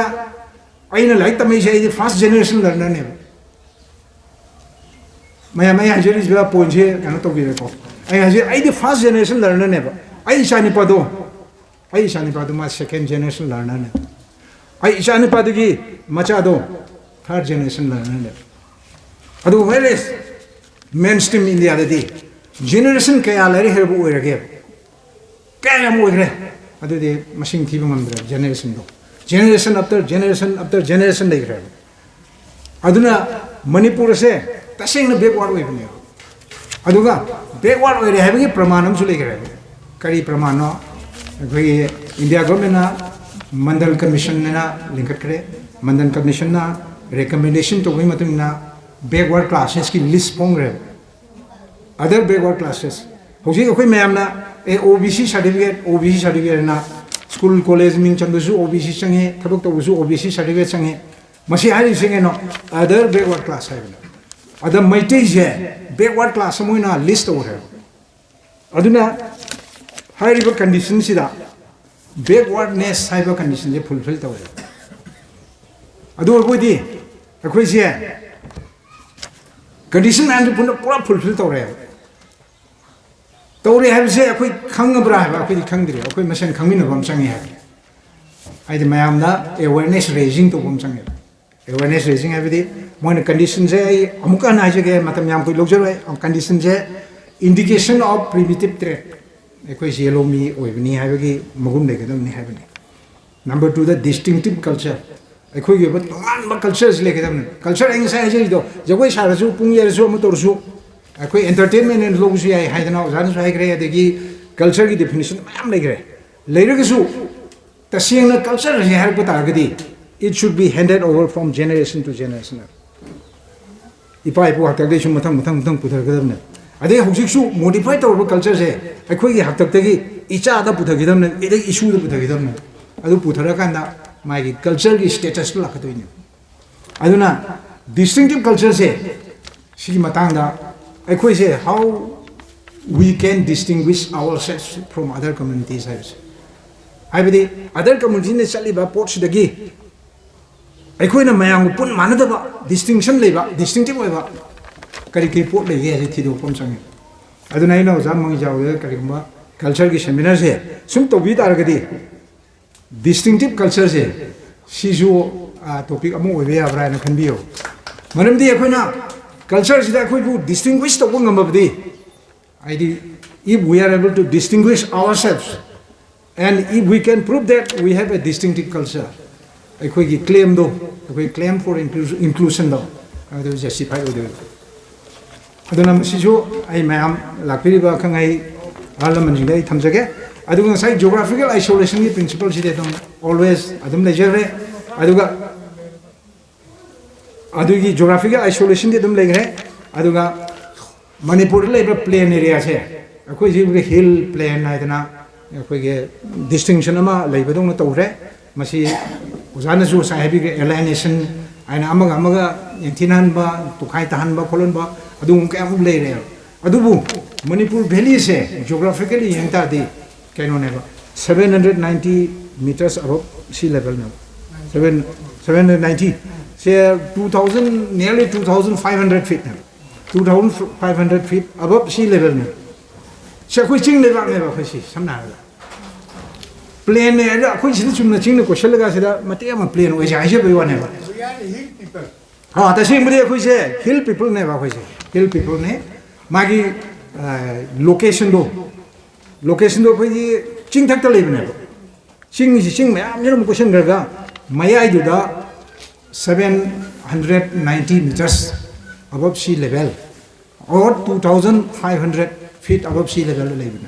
Aduna question level like ko se amaga context se ngam de aduna ko na every now and then ko problem kari thengna ge da songi ching sida ching ning ga re chat ya de songi ching sida blockade tore songi sida blockade tore chang be ya de ai se ko isolation geographical isolation do chap chana proof to jara bana ba mas ade ko thokpham su lete ko ani sina tana ko thokham lete live line ani sina tana aduna geographical isolation se sida su ko se taseng namak kana to robne eligible robne aduga shyness of contact with the community at large ko yam shy we gane ko chalaga bina bun chatno tanda ko alam jingna bus ma tu chale chala ko ngada ko kumdare ga sightseeing khar tawre adu poche khar leje ge aina hai matanda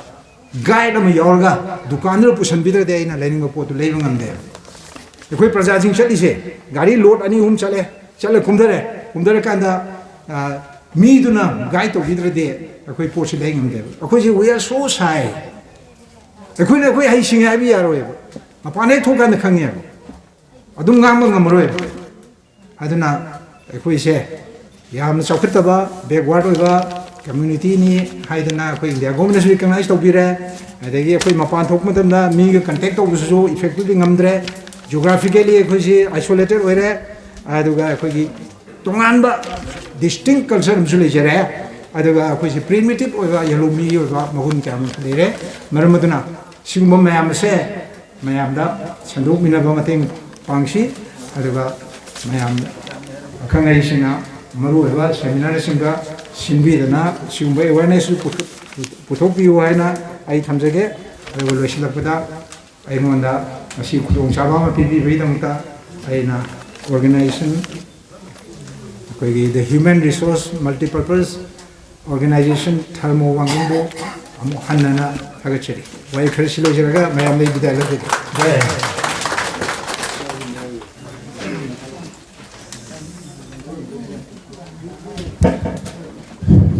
king adubo aiju khudong chabam ka nam kui beti na taw ngasai wada paper reader wada kundum bana hangbiram ba ko di ai schedule da chan bagi do madu ai di material activist ne award am phangjadana tawe mi ni bidra jo ai material activist ne sai ne ngasi makta jo adum la thok chari han nan la thok lai maran di kai no ko ngasai wada na jo ai bi ba schedule track ki inclusion tawne na bi da mutta criteria mari manga pibu da awazana isolation ki geographical isolation dum pibi gre ko ji hill people ne si phieng ni chem ya dro problem ni sim su le to pa mana aina khabar da Manipuri state official chong che la liya na khabari je gram hoji chu government na kana phara su yani nganga ra su yani maram di haur pham lal हाइबिगा थकी मणिपुर आई बचे सेंजन बावा सिजोन निम्ने high बचे proof लेरे हुई अखोई के काय खुमना Jarba paper इधर न जो टापिरा मेना आदु ते नतना अखोई न हरो पदगी हौन जो अखोई कोक्सी ब्रेन वाश सबगा खोजे ओना तेने पुदगी होजी फाउ तो काउन उधर लेडी सिना अदुना distinctive culture ase legeda bani ai sunga sai mamang su panjagre ise gi thabak ase thabak thopsi kangro na se yamne distinctive oiba akoina ipan da bata yakko putoga adege haibi minana sinju ga su bi ate ethnic group amata te lai roi sia koi distinctive oiba culture ne मसी अखोन care लौबीदबा अखोन section जदबा अखोन थौक छादबा अखोन लुखमसे मोली खोली से अखोन खंगजिते अदुना हौजिकसु मणिपुरी लैंग्वेज आई शेड्यूल चलगने से आइना हान इजगरबने मदि कैलोबो आई शेड्यूल क्लासिकल लैंग्वेज स्टेटस तना चन सुगम ममोय खंग तोयनेबा खंग बजिजो खंग बिते साय आइना हाइजरिदे आइनि हेन खंग हाइबसु नतेबा पोर्टु के अचुंगदु रीजनिंग दु खक्ता लौमिने से हाइबने आई शेड्यूल चलब मणिपुरी लैंग्वेज से इंडिया की क्लासिकल लैंग्वेज दा स्टेटस दा पुवे चनबे यारोय हाइबी की मरम आई अमखतंग हाइजेगे क्राइटेरिया अमख लोल से सिजु मी अतोपदे पुबा खोपा तक्सिनबा अखोगे वहाउना अक्वाना वहाउमा तु थेपे थबक तुम याद्रे मदु इंडिया गवर्नमेंट खंगी अदगी अतोपा मना सही पीरियो at least सही लिसिंग मचंगा नत्रगना लिसिंग अनि की ममांगी distinctive literature distinctive language am ओइगदौना मदैता ngarang ngahangi manipuri de pamaibana 1709 da chalamagabo chahi chahunga chamri ra adu khangai ri adu ngasai do dum phel oi jidro si india government khangye ba india government khangje akhoi ki Meitei बाकी लेरिबा मियाम अखोई मयाम जिने दि खंगमिन दे अदो तो मसाना automatically कच्चा द्राबा अदुनि status classical language की status से चनबे यारो जि मंगिजावना हाइजिन मन नते आइना हाना हाइबो वरगसु हाइजिन बदि नते प्रॉब्लम मी क्राइटेरिया दु टेस्ट तोबु ngamde haba अदुगी वाफम दु खक्तनी अदो आइजु यामना कनो तो हाइजिन नते अदुन मरम मदुना क्लासिकल लैंग्वेज मणिपुरी लैंग्वेज हाइरिंगे अखोई सुंचौक चौकप यारोय शेड्यूल ट्राइब चनबारि जे क्राइटेरिया द पीरिबा कन्वर्जिंग दो अखोई फुलफिल तौरब तौदेबनो अखोई काय खुनजब मॉडरेटर जो हेना तापिरमे अखोई यंगजेब खंजब हम खक्चंगी मिंगोंदा हाइमुजे अखोई जे चुमबरा रीजनिंग अमदि यंगमम चंगी लारि हाइरेरगा कराइ तमबो लाइंग नो नाइबजे मिना हाइग्रनेमा माउसे तुंगनदि children are the master of society ना माउसे तुंगना हाइरमे कल्चरल रिवोल्यूशनरी अफावनी पामने पृथ्वी की चाइना की अदो अखोई आंगांग करी तापी दोरिगेबा मणिपुरी तापसु चुम्मीब्रा न थमोइनि यारिब्राबा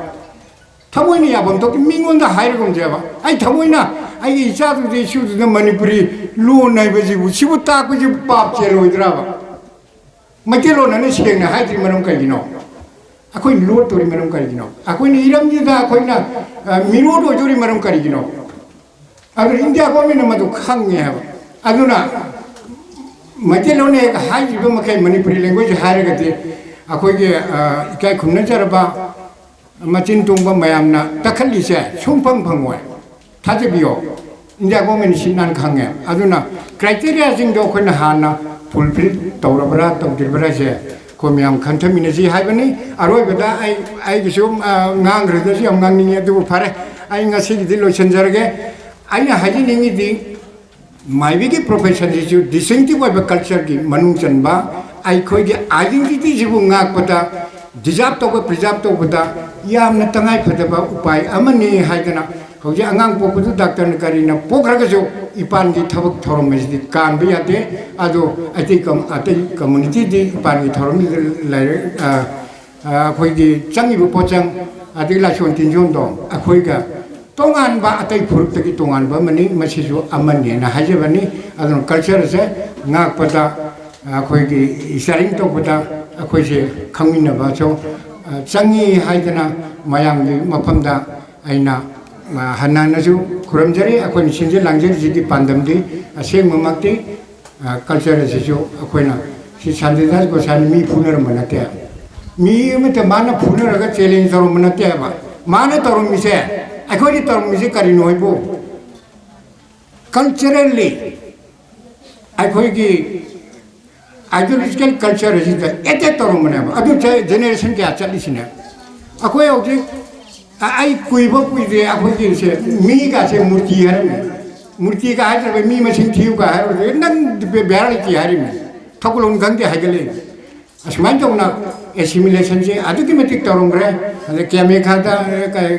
यांगतांग लारे मी केमिका higher मगुंबा ama bor jam bo jam masidi achum bijing du di khangna ji aini chaning bu dharma chat pi ai aini ning bu lai ning i ba ya to bu to mai mai kang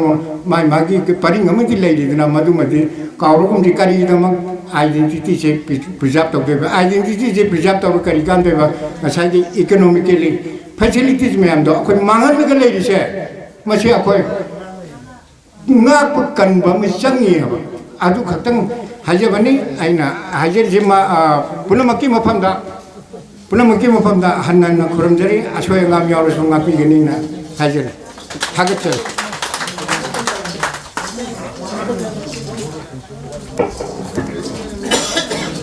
punamapom ka juhanna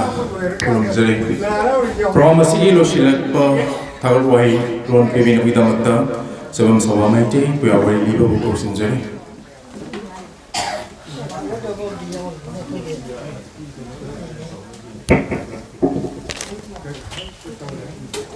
Maibi Thambalngou Memorial one day seminar on Meitei culture. The Human Resource Multipurpose Organization Tramo Wangjing na Chinjalang Jaba Sigum Lama Yam Singlem Laba Thorum no Magawaba Thorumasigi Damakta Ayuga Madinung Tengi Matam Anitona Kairoki Basigum Laba Kanani Nabagi Thorumasida Chinjalang Jaribana Hajarubada Harau na Manung Matam Sana Lengiratuna Minga Mamam Tangwena Pan Dragasu Puna Maksuchin Jaraga Harau na Manung Matam Sana Shagi Tabakasinda Taudang Kayabo Tungonina Tambiram Laga Nasiga Sugula Pangsala Sigi Lighting with Kibai Kumnazar Sing Amadi Asigumlava Pangsala Sigoba Seminar Sigoba Sip Patoki Basing Amadi Wati Migab Sing Amadi tam level dam kaya dagi sigum level seminar sibu mapung phana bagi damakta isagi thawai kaya butung wena thambiram laga manung matam sana lengbi rakhiba amadi loiba phawal lengdana sigum level seminar sibu mapung phan gi khiba nungsi jaraba delegate istene nawi kai khumna jariba sing amadi asigum level seminar sibu taibang miyoi kaya gi samu mitta yohan bina bagi damakta amadi Manipuri gi yumthong khudingda aike koro angan bada chebau gen bida choba thodang loriwa electronics program di media ge nong sejarabai kai khumajarabat thogwai roi sing punamapu asigumlaba thawrama sibu hobadigi loiba phawba waraba suwana khangbidana sarugya bi bikhibigi damakta punamapu singjalangjariba organizing committee gi Maikai dagi tawman khangba utsabgaloina thamoi sengni kai khunam ussari haiba wafam asi thamjabagaloina matang asida tension jari